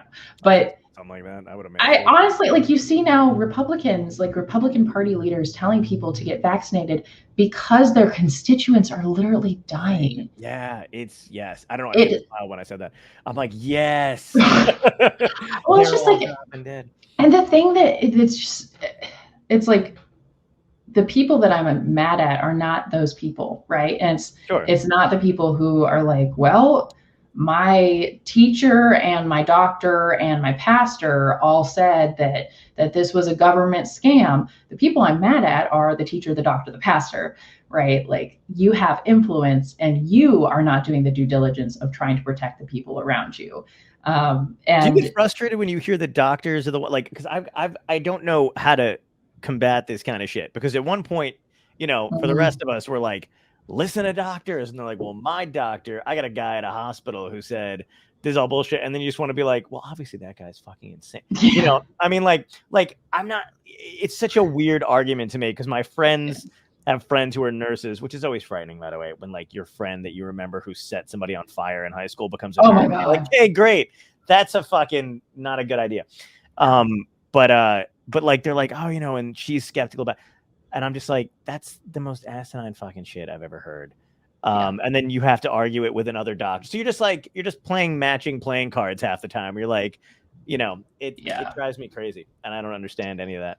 I really think it has to. I mean, it's so frustrating, but I think it has to. I just need you to solve this shit now. That's all I'm asking you. It comes down to storytelling, and it's just horrible. It's horrible. It really does. It's like, that's where the anti-vaxxers win, is that the thing is, and this is where the non-scientists who are who are selling things under the guise of science, they also win, because there's no compunction about saying things that are scientifically inaccurate. It's harder for me as a communicator to talk about science than it would be as a communicator who didn't have a science background, because I'm like, I know exactly what the message is that I'm trying to get across, and I know all the nuances. And so for me, I have to say things like, well, there have been effects on the microbiome. We've seen effects of using certain antibiotics on the microbiome and its stability over time, although this depends on the person and the total situation. Like, I have to give all these caveats because they're in my brain, and that's still not as many caveats as I would love to put in there. But the people on the other side are like, science knows that microbiomes are important, and antibiotics are destroying it. So take cranberry juice pills and sprinkle on some yogurt. Like, they don't care, but it's so much more compelling. So the only way to meet things, to meet the level of fervor of people who lie, is to tell true, compelling stories. So if you're dealing with a liar who is going to say whatever they want, you can't match that without lying. You cannot match. The reality is never as cool and as simple, straightforward, awesome as the lie. Right. However, you can come back with a completely true story that people can resonate with. And I think that's like the only antidote. But oh my God, that's so much harder. And it requires humans, like, which you and I are comfortable being on social media and be like, here's my whole life. Like, please like it. That's the weirdest thing to me. Is do you see? And now here's my question too, and this is kind of probably going to be fucked up on my end to say. I almost condone. I would much rather my scientists lie for the greater good. Do you like? You know what I mean? Like I feel like I feel that. Oh, right. Because I'm like, look, Americans are dumb. Most people don't understand. I wish they would just get behind just being like, fucking. Because I hate when they're like, oh, we thought so and a lie. I'm like, yeah, well, if you weren't fucking retarded, like, nobody would have to do this to you.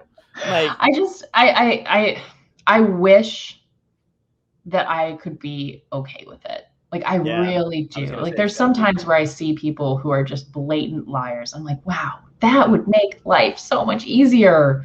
Oh my gosh. But the problem is that, like, that's a short game. It like, if you look at how and what people don't trust, and it's because forever ago somebody lied, and eventually the lie gets found out and it destabilizes everything. And I think that I see my role as a communicator of getting the message as a whole and bringing it to whoever the audience is. Now, the audience doesn't need to know all of the information on the one side.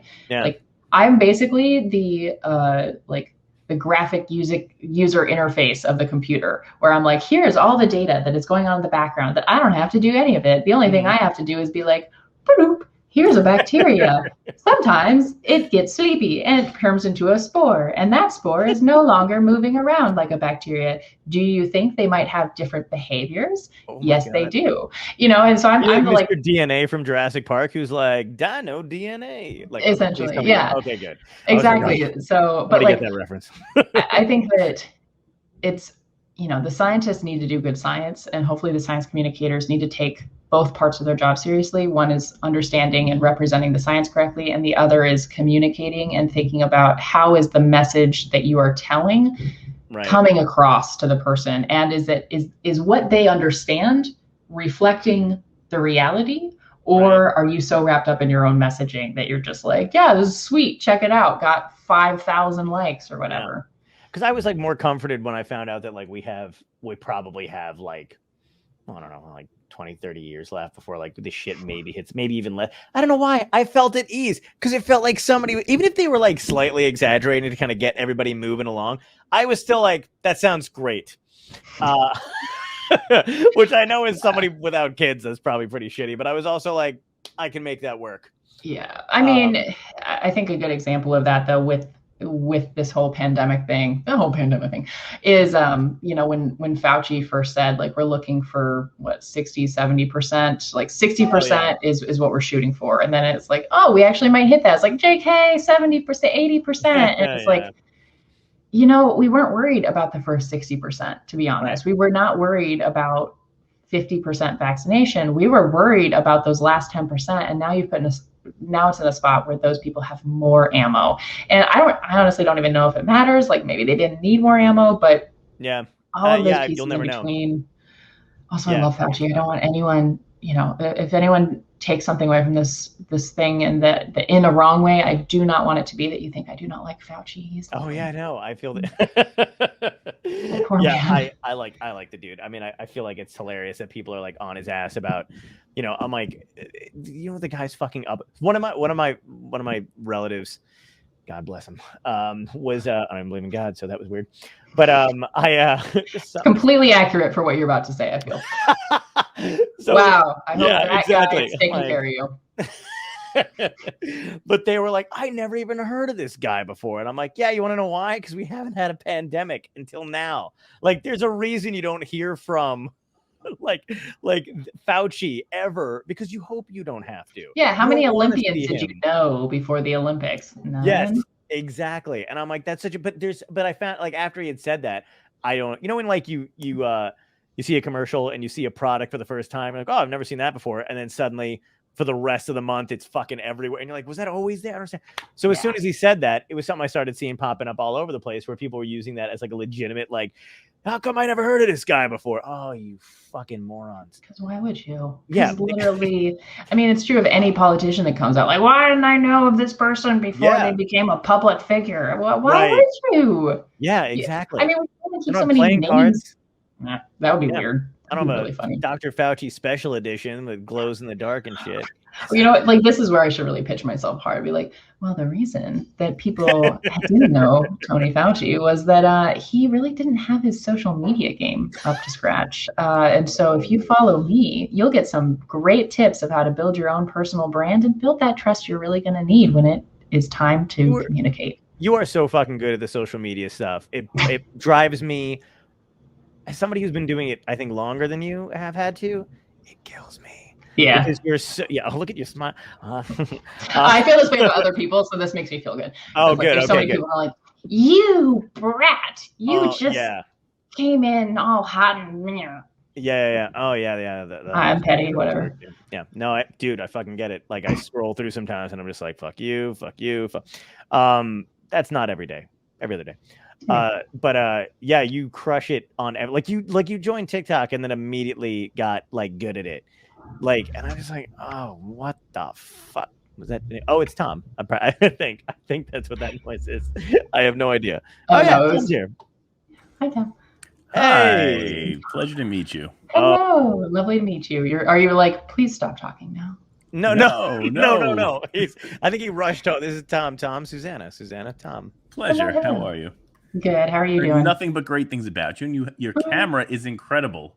John Thank needs you. to step up his camera game sitting next to you. It's a Logi. I also have a very interesting looking microphone. Oh, you have a Yeti. I have a Blue Yeti. Yeah. Yeah. And so mine is over there. Oh, nice. Yeah. You multiple microphone person. But that Life actually must be good for John. He has more than one microphone. Look at him go. Well, you know what's funny? It was really sad is that I lost the cord for that, so it just sits there. Like that's the only reason why. And I could order another one on Amazon. Weird phallic statue. Why? Yes, I worship at the totem of no. Why you don't do any of that shit? Wouldn't it be weird if like this entire time we're talking and then suddenly you find out that I worship some kind of like dick god? Where I'm like, no, it keeps me going through old age and shit. That's what I heard on a. Tom comes in for 2 seconds and I'm like, dick talk. This is what we've been talking about, huh? See what I missed. No. We've been getting into it. We've been getting really good. So you missed a whole bunch of shit. We solved all the problems. Every problem is done. Every world. Yeah. I mean, of this one, we didn't get to like other like. There's no alternate universe problems. Oh, we were gonna get into that. Yeah. You didn't have a wormhole yet. Now that Tom's here. I know we can't let him the in. Dynamics. But actually, like talking about the microphone thing and like all of these hidden, perfection weird things that you don't necessarily show off that just come into play and you were saying like, oh, you just hop on TikTok and suddenly like I got 10,000 followers because I wanted to hit creator fund and now I'm just like sitting back and I'll post whenever I want to. But I think it's funny that when people rage message me or like they comment, they're like, you're horrible, who's paying you for this? I'm like, literally you are. Thank you for the signal boost. Like you are the only person paying me. Like I get like $1 a month or something. It's going to be ridiculous, but it's just sort of it's just petty. I just think it's funny. And I won't say that back, but I just think it's funny. No. Who's paying you? Your eyeballs, the fact that you are responding. Right. But like I literally paid a person to train me on how to use TikTok. Like I practiced using TikTok for a month before I had TikTok because because of my other social media platforms, anything I do on the internet, for some reason, people pay attention to it. Yes. Which super useful and helpful in so many ways. I'm definitely not complaining, but it is also one of those things I was like, when I first got on Instagram, I did whatever I wanted and just like messed around and like my tone changed, everything changed. Mm-hmm. But I'm going to hit TikTok harder than I would have if nobody knew who I was. Yeah. I need to make sure to like lock it up. And so things do change. I do change tone and like look over time, but all of the videos I put up on TikTok are on TikTok.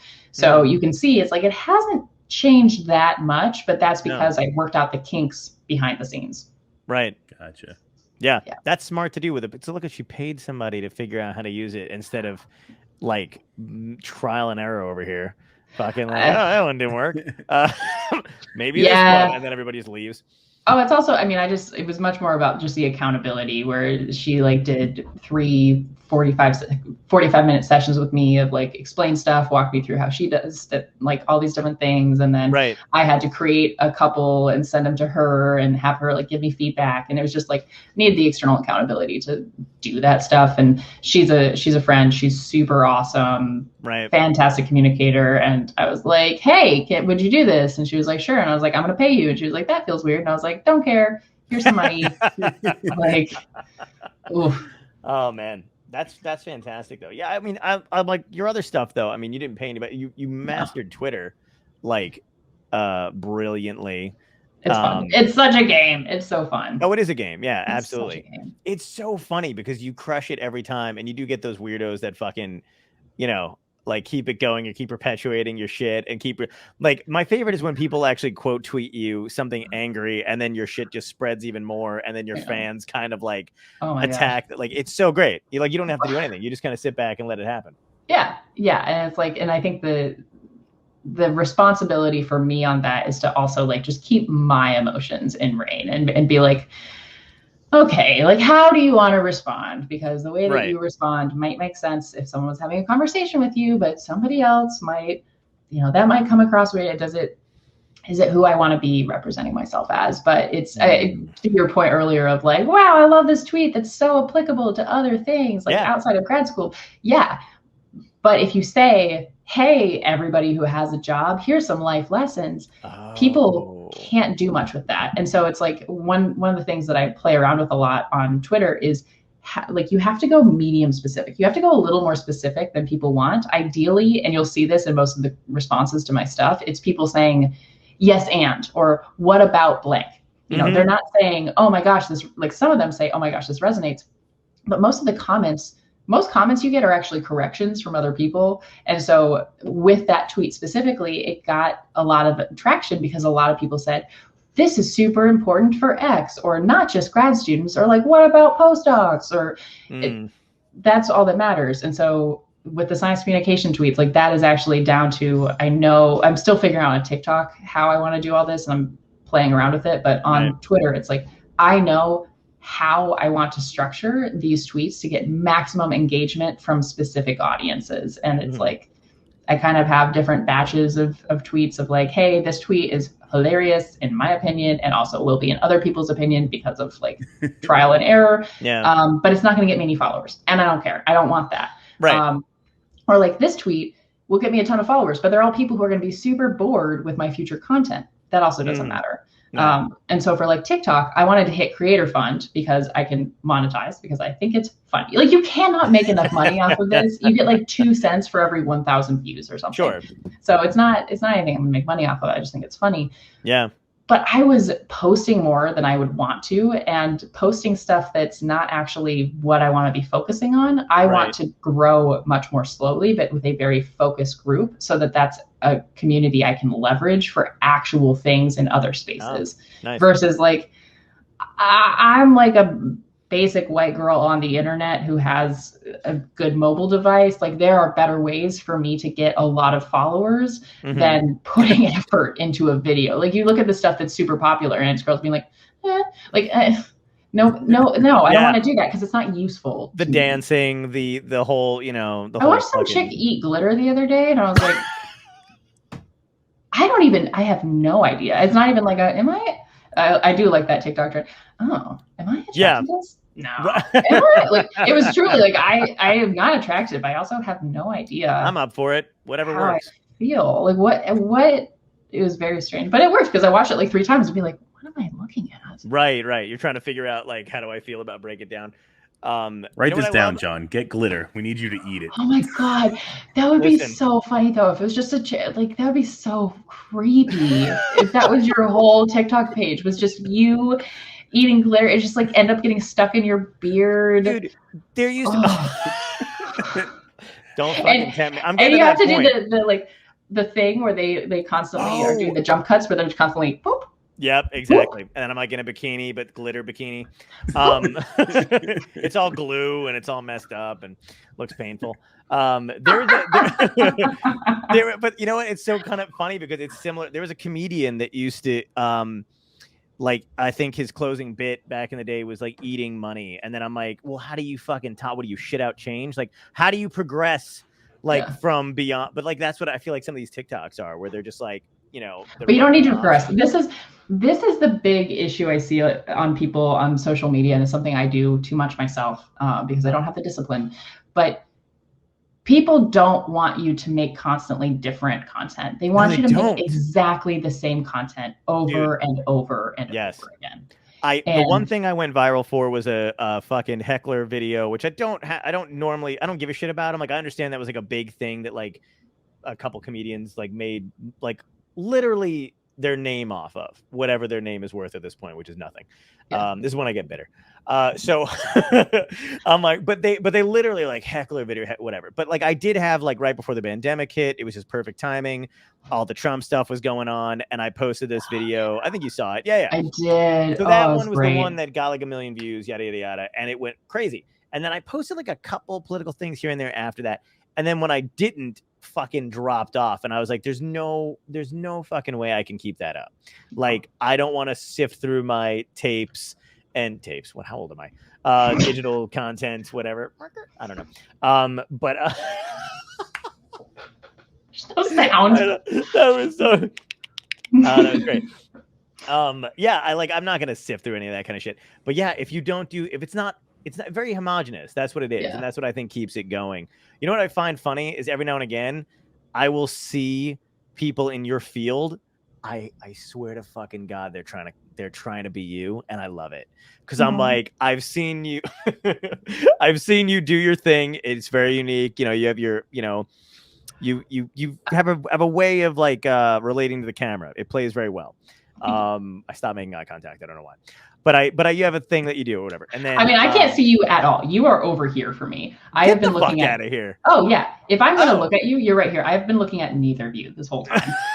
That's what I usually do too. That is stunningly fucking and then good. when I do this, I'm actually looking at you, but that's not right.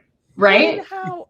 Well, yeah. Well, yeah. Because there's a circle inside of another circle inside of another circle inside of a box inside of a circle inside of like a parentheses, and then I have two googly eyes, and so. And it's really okay. It's funny because like I'm just staring at this whole time, but sometimes if I go out of focus, I'm just like, and then like my eyes drift apart. And I'm like, nope. How do you? That's crazy. That's insane. I'm. If you saw my setup, you'd probably have like a conniption. Like there's a word that nobody but an 80-year-old grandmother would use. Conniption but there's film. Good job, John. Very current. Conniption. I'll copy over. It'll be fine. Yeah, but that's incredible. I don't know what I just said. Your setup is horrible and we'd be scared. No, I don't know. But I do see people like trying to do that kind of shit. And I'm like, oh, they're doing a Susanna. Well, thank you. I like to think that I am the center of attention. No, actually, I think it probably goes the other way as much as anything else. But I did at one point, there was somebody who we had a lot of commonalities, and then she changed her profile picture to something that was almost exactly my profile picture. And I was like, oh, you know what? I want to guess who it is, but we're gonna. I don't. Oh, it's not. I don't think you won't know them at all because it's a totally different kind of sphere. It's not so much. Yeah. Oh, it's not anybody that I would like. No, but it was like, it was something that I was like, oh my gosh, did I copy them? Like, did I copy? And I was like, no, like literally, no. You can't copy someone in the past. Like that's Mandela effect. Yeah. Yeah. Oh my gosh, am I me? What is my name? Dude, I get hooked on those TikTok. Like, first of all, I love stuff that I don't have to fully think about or believe. Like either like there's that whole genre of TikTok that's like there's a Mandela effect TikTok that I follow because one, I think it's fucking hilarious. Yeah. But two, I just love the amount of effort that they put into. They've got creepy X-Files music in the background or like Stranger Things beat. You know what I mean? Like and then from the side. Yes. Oh, dude, it's all the effort that they put into it. And it makes you really want to, like, I should believe some of this stuff just to keep them going. And then there's like the creepy. Check the real fans. Yeah. Oh god, we had somebody comment with it, which I just saw with Georgina Roses says, "Where is this discussion going? Nowhere. Isn't the quality of information passed more important than the total engagement?" Or I'm like, wow, where did that come from, Georgina Rose? We were talking about a lot of stuff, but I don't know, what were we talking about? Oh no, they're talking about so we're talking about like social media engagement. I don't know when they commented this, but engagement and the idea of like we're talking about what's the engagement, like how much are people engaging, but isn't the quality of information passed more important? Yes and no. So you can think about it this way. You could write the most beautiful, perfect, amazing book of your life and go burn it. If no one engages with your content, it doesn't matter. It is not important, and the quality doesn't matter. And so it's finding this balance of. I also did a TikTok about like literally why, but the earlier TikTok I did today was making fun of the fact that sometimes in science communication, it goes so far, it gets so dumbed down or so like catchy, engaging, like, let's do the thing, that there's no message there. And that is equally not useful. So it's like, you have to find this balance between writing the perfect novel that everything is beautiful, you've spent in so much time and you literally don't get it out there. No one clicks on it. Right. Or the opposite, which is like you get a ton of engagements and it's an empty book.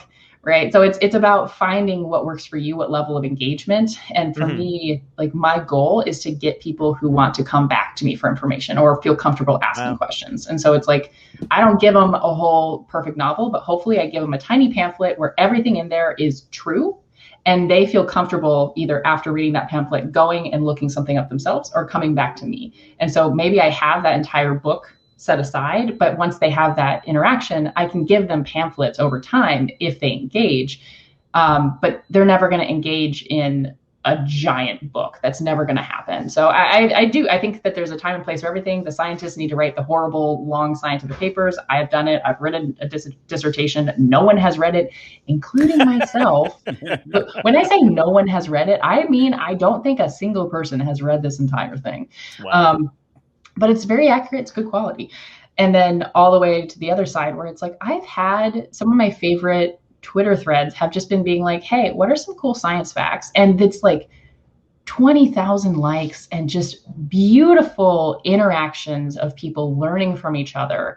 And the thing I asked in that was like, tell me a science-y fact that consistently gets you excited. Mhm. Like the amount of effort that came across from my end is like observably so low, but that goes back to that point of I purposely said science-y.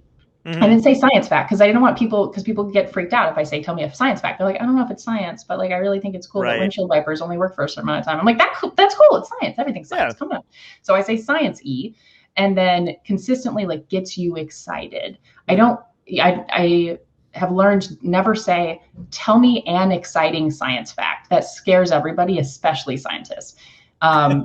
You like, because they're like, well, I don't know if it's actually exciting. I don't know if it's a science fact. I don't want to be embarrassed. So instead of being like, tell me something that's like sciencey that you think is cool, and it's like amazing. So does that count as engagement? Does that count as useful? Like, I didn't put anything useful, but I used the knowledge that I have to help generate a lot of useful content. I don't know. So this poor person, George and Rose, is like probably gone, and they're like, oh, even if they're here, they're like, all right, lady. Here's the conversation. We don't know either. We don't know. No. Well, you know what I almost took it as too, though? I was like, oh, she was here for the ADD segment of the whole thing where we were just like, we both understood each other and we're bouncing around. And then we were like, everyone else is gone. Good Like we luck went editing. from, It's gonna be a we were nightmare. like topic, different topic, going back. Georgina Rose is Still here. Hi. Hey, good. I wonder if that answered her question, or she was like, cool. that was We're sweet. assuming gender. They. Oh. No, it's wow. Georgian Roses. Oh, George and Roses, is that what it is? Okay, I couldn't tell if. Oh, I see. Eh, Oh, yeah, or maybe, I don't know. I love Yeah. them. Beautiful. Well, whoever person you are, it's much more fun to answer questions. So, like, Yeah. huge kudos for being here. Oh my gosh. Yeah, there are, I can't. And it's a you know really good question, by the way. Like, it's a super good question because it's something that as a communicator, you have to constantly be thinking about. And like, where do you draw that line? Do you do pamphlets? Do you do small books? Do you do novels? Like, there's a space for every single person. Mhm. Just like, it doesn't necessarily work on all platforms. Right. Do you And so think- where did, oh, go ahead, Tom. Oh, sorry. I was going to say, do you think that the attention span of the masses is shrinking down more and more just as these platforms are like reducing the amount of time that you have to communicate? Yeah. Yes. I think it's interesting because I think we come in like boom and bust sort of cycles, and like I know that my attention span has shortened a lot. I think that the attention span is shrinking. At the same time, practicing using these platforms has been really good for me to learn better communication skills, where it's like a minute goes by really fast. And I also notice myself, I'm scrolling. I don't want to watch a video for a minute. A minute's really long. And so thinking about it, I'm thinking, yeah, I have the 3-minute option. I could use that, but maybe people watch that. I don't know. But watching these things, I'm like, oh, I watched this whole video that was 45 seconds because in the first 5 seconds, this person said something interesting, or like they had the text come in differently, or however they're doing it. And it has allowed me to be more introspective about how I communicate and how I engage. And like, it's sort of a pressure test for how fast can you say something, and like, does it have, so, I mean, I try to keep aesthetics. I go in lighting where, man, the handful of people who are going to be watching this are like, wow, she is so contrived. And it's true. I go in lighting that makes my eyes look as green as they possibly can be, because humans were like eyeballs. And that's arguably like the most interesting visual part of me. And so I'm like, yeah, okay, we're going to use this because hopefully somebody is like eyeballs for long enough that they're invested in the story. So if you're like, wow, her eyeballs are really green, they're like, thank you. I didn't make them, but I am sitting But in I the light them exact spot. properly. Yeah. Yeah. It's Yeah. all good. It is all good. I do. Yeah. To the attention span. You've had the best lighting and camera work of any guest on the yeah, all right, but it's no, it's funny because like I'm like actually sweating because like I too much light. I have 3 ring lights facing me right now, and I have a background light, so it's like quite warm. Yeah. But it all happens over time. It makes a difference. You don't think it makes a difference until I think it's really important to watch other people's stuff. People oftentimes ask, like, how do you do science communication? Or how do you use Twitter? I'm like, you just watch other people and you be as dispassionate as you can about evaluating them, of just being like, okay, I'm watching this YouTube show. I'm clicking away after a minute and a half. Why exactly? And it's like too easily, we're like, oh, I'm bored. I want to do something else. Mm-hmm. And it's, because they're going too slowly. They should have sped this up by 10%, or their lighting is trash, or maybe they're giving me a great presentation, but the whole time they're talking over here, and my little like lizard brain interprets this as they aren't engaged, and so I don't have to either. And so like I'm staring at the camera. 1, it's comfortable for me, but 2, because it makes the other person think that I am seeing them, and they're socially obligated to make eye contact with me, which is the screen. And congratulations, they are now paying attention to me. Yeah, I fucking fell for it. Yeah. I thought you were. I didn't know you were looking at nothing the whole time. I was like, oh, good. It's killer. I can't even believe it. When she said it before, I was like, what the fuck? She's like, no, you're over there. I found it so much funnier that she kept doing it while you're talking about it, knowing that she is not looking at you whatsoever, and like giving you the eye contact that's making you respond. I know. Awesome. I like fell for it hook, line, and sinker. I was like reacting off of her and still like paying attention to a thing, and she's like, I got none of this. She's like, I need you. To loop the whole conversation back, I think that's the thing I'm concerned about going back in person, is that I don't necessarily know what people look like. So I don't really know how people look when they're talking to me. Oh my God, that's fucking great.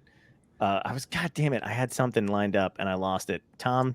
So I love how you have broken the algorithm, like you've found it and you're able to decipher it in your own head and bring it through. It's almost, do you feel like you could teach it to the point where like, this is what you have to do, this, and this, almost like a master class in certain social media forums? Yeah, definitely. I'm going to close my door for a second because I think my partner is not so subtly being like, it's almost dinner time, ma'am. But no problem. Yeah, I feel like I feel bad. We kept her for 2 hours. I told her it would be an hour, and then we just never stopped talking, or I never stopped talking. I don't know, but I'm gonna go back and review it because my phone was dead until I contacted you. Oh no! And I'm like, I'm coming in. How'd everything go? Good. A whole bunch of stuff going on. We'll talk about it. Okay, great. She's back. I'm back. Yeah. Sorry. By the way, I did keep you for 2 hours. If you want, okay, good. Great. He's on the phone now. Perfect. And so we're all good. And it was actually my dog who had come in and was like, "Hello, are you dead?" Bring the dog on. It's fine. Yeah, right. He left again. He's like, "It's really hot in here." Yeah. So I actually do some workshops on. So I have some workshops on like building your brand on social media as a scientist, but extends outwards, and I can do it with companies. Also, I have a specific one about like building it on Twitter, how to use Twitter professionally or as kind of as a brand. When I say that, people are like, I'm not a brand, I'm not Frito-Lay. I'm like, no, but the best thing is that people think they can control their brand. Your brand is like your nickname, where you can affect it, and like the way you respond to it, the way that you shape it, how you behave, that will change it, but you can't actually choose your own brand. So a good exercise for this is like, think about, it can't be any of the people in this bubble, but think about somebody that you follow on social media, right? Mm. So I want you to think about that person. Think about who you would suggest that who else should follow them. So you're like, think of a friend or a family member that you're going to recommend that should also follow this person, right? Okay. And how would you describe this? This person says, okay, I should follow Carly. Why should I follow Carly? Like, what would you say to that person? that final sentence you get and the person you're talking to is that person's brand. So, my brand is whoever my followers say my brand is to the people who they think my brand is applicable to. And like, I can't necessarily gauge that, but I can see it of who like follows me when and where, and chatting with people, and even just directly, if people will say, oh yeah, my friend followed you and he said that you talk a lot about mental health in grad school, so I follow you. I'm like, oh, okay. So for this person, I am known, my brand is this. And so if I do things that deviate, that's against my brand for them. Versus one person was real blunt with me, and it was really, really funny. Everyone is very off kilter right now in in-person situations, which I think is hilarious. We're all very, very awkward. But he goes, oh yeah, you're on the internet a lot. You're on Twitter a lot. And I was like, yeah. He's like, yeah, you make really memeable content. And I was like, that is my brand to him. My brand to this person is memeable content. I was like, do I like that? I'm like, actually, yeah, that's pretty good for my job. This is not a bad thing. Yeah. But yeah, I can teach it. I think it's fun. I love messing around with other people and being really blunt, being like, so this is why it's not working. And usually they're like, I don't think you understand. I'm like, okay, that's like, fine. Successful, non-successful, but that's fine. Yeah. But I do think we all like to feel really special. We all like to be like, these rules apply to everyone else except for me. Like, we like to say, yeah, the main TikToks the TikTokers that everyone follows, that have 7 million followers, they make the same 3 pieces of content every single day. Every single day. It's the same 3 pieces of content. Yeah.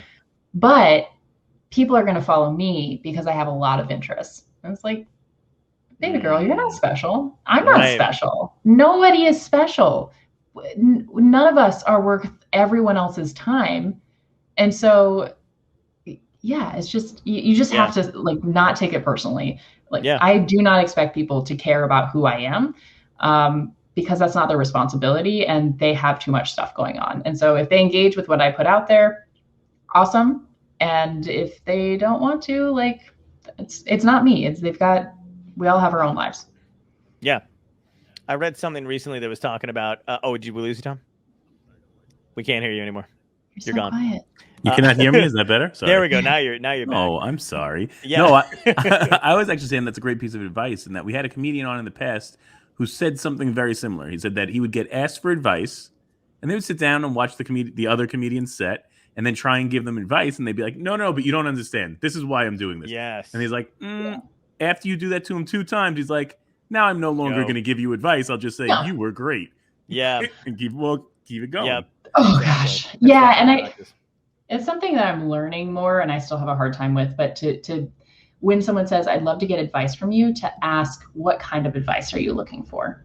Because usually if someone says, I just, want to get better, they're looking for you to say you did a really good job. Yeah. And that's fine. You know what? That's fine. I am not God. Like, I don't need to decide what they need. And if what they are asking me for is to hear, you did a really good job, I liked this. And I think that the key is to not lie. Like, if they do a terrible job, I won't say you did a really good job. I'll say, these are the things I liked. I think you could do more of them. If that's what they're looking for.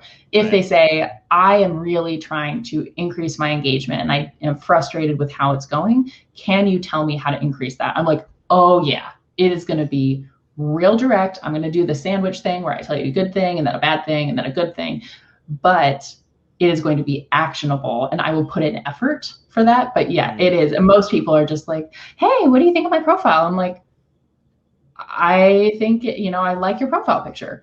And then if they're like, well, what would you change? I'm like, oh, all these things. I couldn't even read your whole bio because I got bored.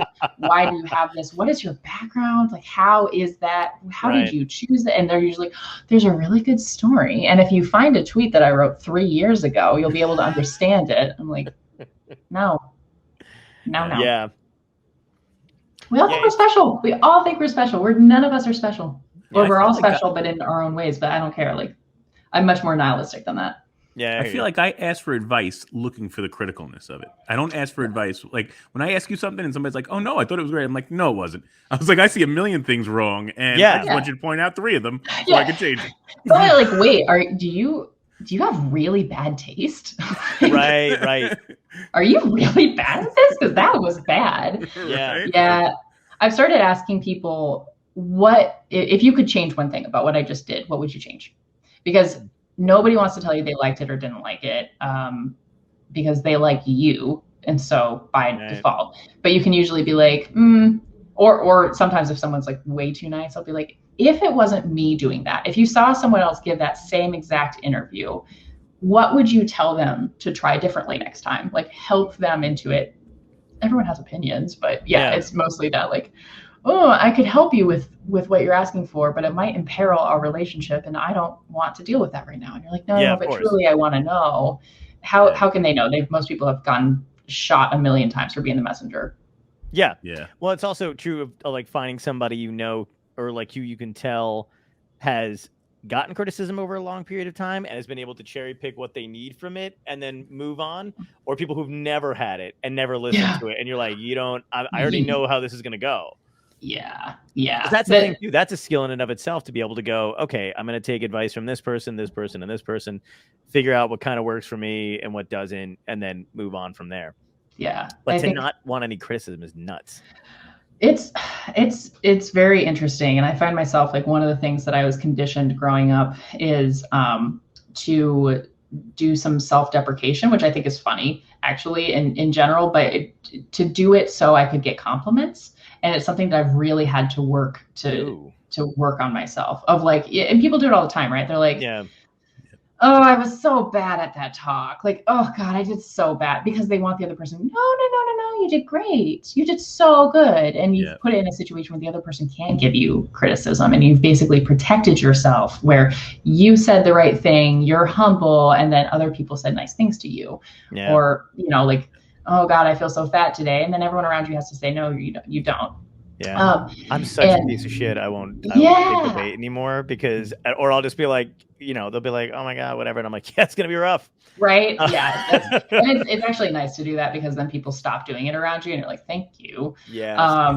But it is something that I historically have had a bad habit with, but it is something that when people do it, I just try not to engage, where it's like, oh God, I think I totally bombed that. And they, like, arguably did a pretty good job. Now, if they did totally bomb it and they're like, oh my God, I totally bombed that, then I'll be like, yes, you did. Let's go. Yes. Let's go have a sandwich. Dude, I used to hate when I would get off stage. When I was younger and I was doing stand-up and I knew I didn't do well, and people, like, and I would say it, and then they would try to comfort me, and I'd be like, this isn't a comfort thing. I just want you to acknowledge that I know that you know. This is more of, I'm sorry. Yeah. Oh yeah. And I just need you to know that I know.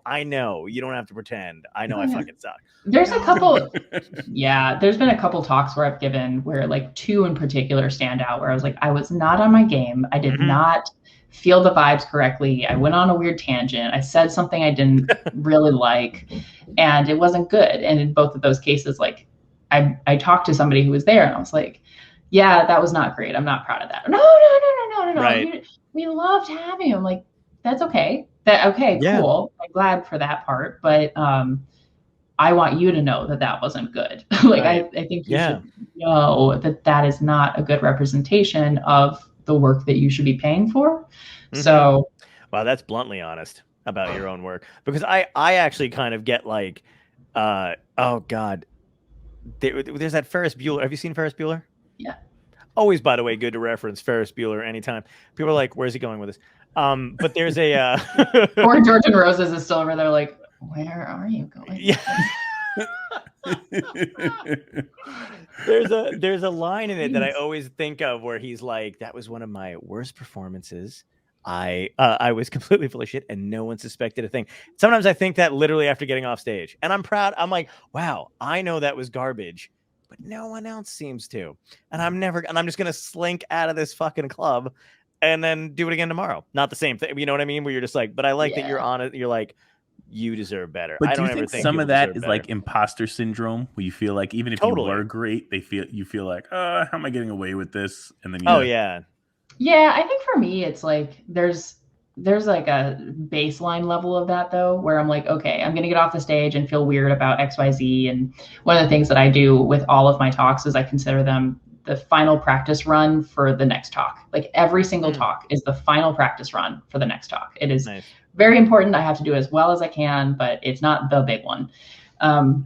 But still getting all of them, I'm like, oh God, I didn't do that transition well, or I totally why did I spend 5 minutes on that? That was so awkward, or I didn't, whatever. So many things. There's always a couple things, but there's that baseline of like, was that good? Should they have paid me for that?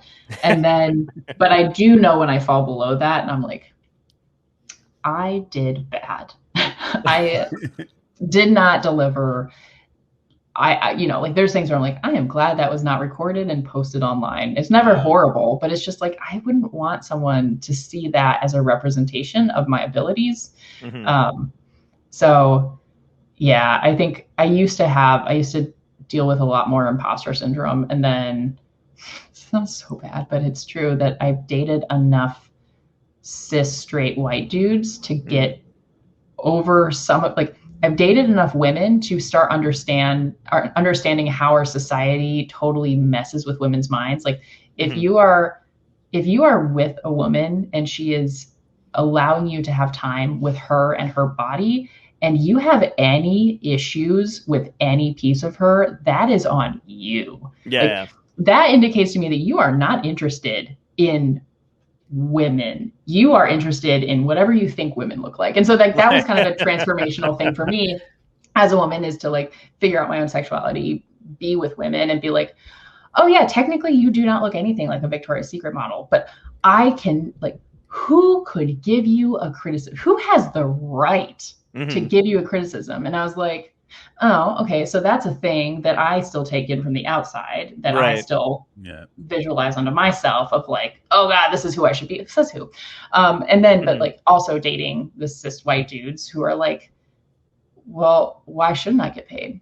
Like, like very much I did the work. One of the guys that I dated was like, how can you be imposter in grad school? You're the only person studying what you're studying. You literally can't be an imposter because there's nobody to pretend to be. You're the only person doing your project. And like I was talking about PhD balance, and that was the one that came up, and because I was like, I'm doing this, I'm not good at anything. He was like, you're literally running this thing. No one else is doing it at all. How can you be an imposter? And it was just like being around that attitude of, yeah, I did the thing. What do you want? Like I did it. I'm like, okay. So it's that comment. I think really like figuring out my bisexuality is a really big piece of understanding how I perceive myself versus how I perceive the world, and what narratives we tell ourselves that shape that self-view, and how to be like, okay, I feel bad about myself. Why? Like whether it's how I look or a presentation I gave, like, where is that coming from? Is that something that is true about what I just did? Is that a valid thing? Or is that kind of a projection of other issues I'm dealing with? Or is that coming from something totally outside of me? Because you have to know about it to deal with it. Yeah. And have you ever written anything about your experience with that? Because like, or even spoken about it, just because, I don't know, like I have a lot of friends who are bi, but that's the first time I've ever heard somebody say that having that experience gave them a different perspective and outlook on life and kind of understanding themselves better. That's a very unique perspective, and I don't think I've ever heard it before. So like, it'd be cool. I don't know if you ever talked about it or thought about forming it in like a I've thought about it. I think maybe a long form. I think that the issue is like a couple issues. One is, social media stuff gets twisted real easy, and something like that is difficult. Talking about sexuality, especially, like, it's easier for me because I'm in a like cishet relationship, and I want to make sure it's never like, oh, I use these women to figure out myself, because that's absolutely not what it was. Right. It was like, I don't think anybody would take it. No. Well, I think plenty of people would, but like, oh, you mean online? Yeah, online. Oh, yeah, of course. Yeah, but yeah, that's. I think a big piece of it. God, 3-minute warning. She got the light. Yes. You know what's funny? Because I know we're over on that side of the screen and you were nodding. I was like, is she acknowledging us? Or like, now I'm totally, yeah, right. I thought you were like, I'm looking over at your side of the screen now, just so you fucking making know. sort of eye contact. Yeah. No, but I think a lot of it is that I really had no idea about my sexuality until I was 25. Like, and I had some, like, John, you and I have talked about some of the exes that I've had. And so it's like, I went from having a lot of really, really bad relationships with men where I all throughout dating and stuff until I was 25 was men. And so I think my experiences would have been really different if I had started out like knowing I was bisexual when I was 18 or something like that, and had learned through dating a bunch of different kinds of people. But instead, I was confident in myself as a human, as like a sexual entity, before I started being with anything other than cis dudes. Right. And so I'd already kind of had an understanding of who I was, and I was in a good position for it to be challenged in some ways of like, is that actually what you're into? You know, is the role that you play in these situations, is that what you want? Or is that what is expected of you? And switching it up. So like, I knew I approached dating men the same way as I did social media, where it's like, all right, read all the rules, try all the things, like, you know, see what works. And so by the end, it was just like, yeah, I know how to date men. I'm good at it, but it's not necessarily what I actually want to be doing. And so with women, I was like, I don't know any of these rules. I don't know how to date women. What does this mean? And it forced me to be like, why am I doing the things that I am doing? Why do I play these roles? Is this what I want to be doing?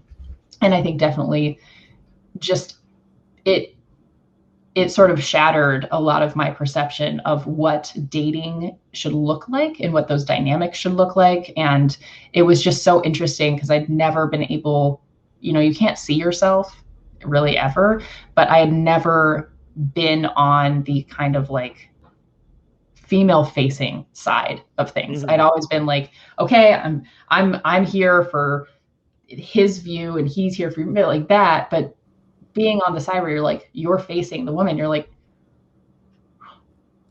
how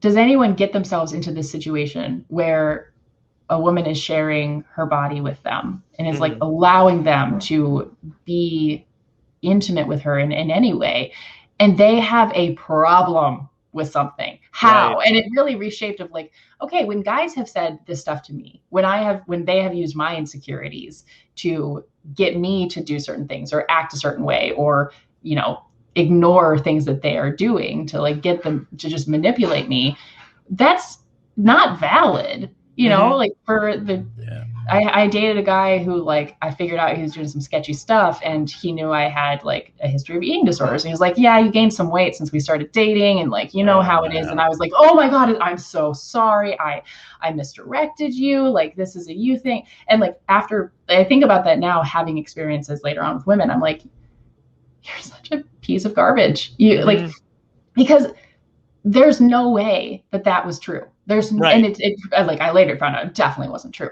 Right. But yeah, it's those sorts of experience that I, you know, part of me is kind of bummed that I didn't know about earlier, but other parts are like, like I'm glad I figured it out now. So yeah, I don't know how to convey that on any sort of online platform. You nailed it. Well, I mean, exactly. But now it is there. On Twitter, yeah, exactly. But I know what you mean by doing that kind of shit on Twitter. People can twist anything you say or anything like that. It's hard to talk about online. I know you got a hard 3-minute out. So I'm going to ask you the last 2 questions, which I feel like you can say if you've already answered it. You know what I mean? Like at this point. But you always ask the same people. Well, it's one of those things where it's. I actually kind of wish you would do that if you were like, please, next question. Next question. One of them that we ask everybody on the show is if you can go back in time, talk to your younger self, and give yourself a piece of advice that would help you specifically now, what would it be? Trust your first instincts on people. I am pretty good at judging people's character online. Like I'm actually objectively pretty good at being like, this person makes me feel weird. I don't like them. I don't want to associate. Like, oh, it really pans out well. I'm really good at online, terrible in person, horrible in dating. So like, but really, really bad at in person. And it's usually because my first instinct is like, nope. And then my like lady training, the training that taught me to like be nice and kind and gentle kicks in. It's like, well, you're judging him too hard. You're jumping to conclusions. Like, you don't know, give them a chance. Right. So to my younger self, I'd be like, if your skin crawls the moment you see them, they're not worth it. Maybe you're wrong, but you're not going to miss out on that. Yeah. Like if you're like, this might be a bad person, even if you're wrong, that's not worth it. So definitely skin crawly, walk away. You're gonna have to help me out with the online part. I literally talk to everybody that pops into the DMs because I feel like if I don't, they're gonna be like sad. Like I'm like, I should give everybody the equal amount. One of my friends the other day was like, you can't possibly have enough time to talk to everybody that you, and I'm just like, well, they, you know, whatever. It's a tick. So okay, cool. So the other question is, what had to end in your life to get you where you are today? And it could be a positive or a negative. Ending doesn't have to be horrible, but. Wow. Oh, that is so sweet. I know. I just got dropped off dinner. I heard that. And I'm kind of trying to picture what the food is. My wife's done that before. I'm picturing. Oh, fuck. Yeah. Wow. Yeah. So anyway, I didn't pick him. I truly didn't. Like, so I think that was one thing. So I had to start like trusting other people that I trusted in terms of, I met him at a bar through a mutual friend. This was in 2019. And I literally to this friend, like I trusted the friend. I was like, Andrew, because I met this guy, we hit it off. And I was like, okay, he's your friend. What do you think of this guy? He's like, he is truly a good person. I was like, there's some things. He's like, shut up. He literally said, he's like, Suze, he is not the same as the guys that you have dated before, that I have watched you date. He is not the same. So 1, it's okay if it feels weird. 2, you cannot treat him the way that you have treated the other men that you've dated, because you treated them like jerks because they were jerks. He is not a jerk. And if you treat him that way, it's going to really hurt him. And so to your question of like, what have I had to give up? I think something that I have had to give up is a lot of my kind of standoffish independence, is this idea of if I am solely self-reliant, I can never disappoint anyone and I can never be disappointed. And so to kind of let go of some of that, just like, nope, I am my own island and I can rely on me and me alone.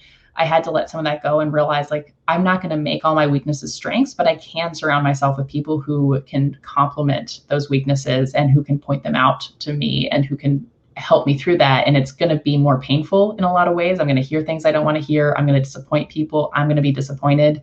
But I had to give up that idea of like, I'm going to be perfect and I'm going to be wholly like sufficient for me. Mm-hmm. Nice. And now I get salmon. Beautiful. Well, seriously, I'll talk to you later, but thank you so much for coming on, for doing this. I kept you way longer than I said I was going to, so I appreciate you yakking away with me. And yeah, no, it was great. It was amazing. You fucking crushed it. And if you ever have anything you want me to push, a website, whatever you want, because I know you said you had nothing, but I'm gonna like plug your socials and stuff like that. Yeah, the nice thing is that you only have to plug literally one name because it's the same thing across every single social. On every platform. So, yeah, it's the same exact. Because you know what you're doing. She's building a brand. Yeah. So it's Susanna, Susanna, the letter L, Harris, Harris, and it's that across. I don't have a Twitch. And I don't really do Discord, but everything else, if you look up Susanna L. Harris, all one word, there are sites that I do not have stuff on. I do not have an OnlyFans. I'm not getting OnlyFans. That was our next question. We lead right into that on everyone. Like directly into. I can just like segue. Like, yeah, we you just, guys will still record. That's fantastic. how But it if you went, do the yeah. editing too, then we'll strike a deal. Oh, that's great. Yeah, I you like can that find me that's- on every social media. Great. I like that that's what people have to preface after the pandemic now too, because they were so like it was so like prevalent. People are like, I don't have one of those though. You don't have to look for that because it's we've had guests that did have them. Oh too, yeah, that's so right. It breaks in both directions. Which is funny because I'm not the going to last shame time anybody. I think she I think got it's like upset. No, it is great, but I didn't know she had one, and I think she assumed because I'm a male that I thought I knew she had one, and she was like, and I also have my OnlyFans, and I was like, pardon? It's like, oh, I didn't know. I'm like, cool, we'll plug it out. She's like, is that okay? And I'm like, it's fine.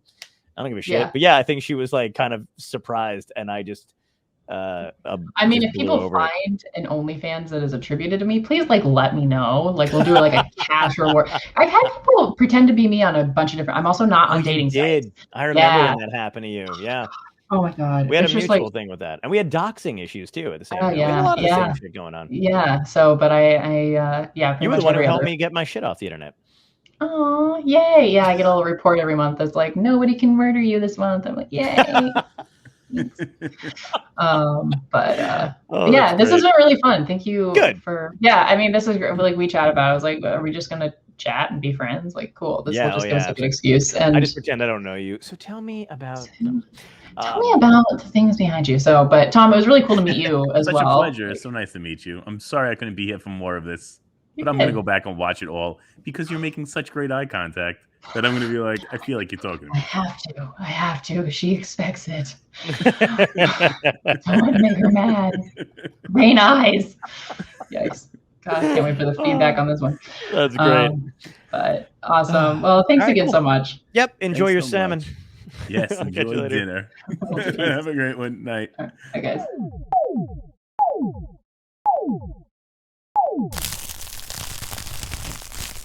Dystopia tonight.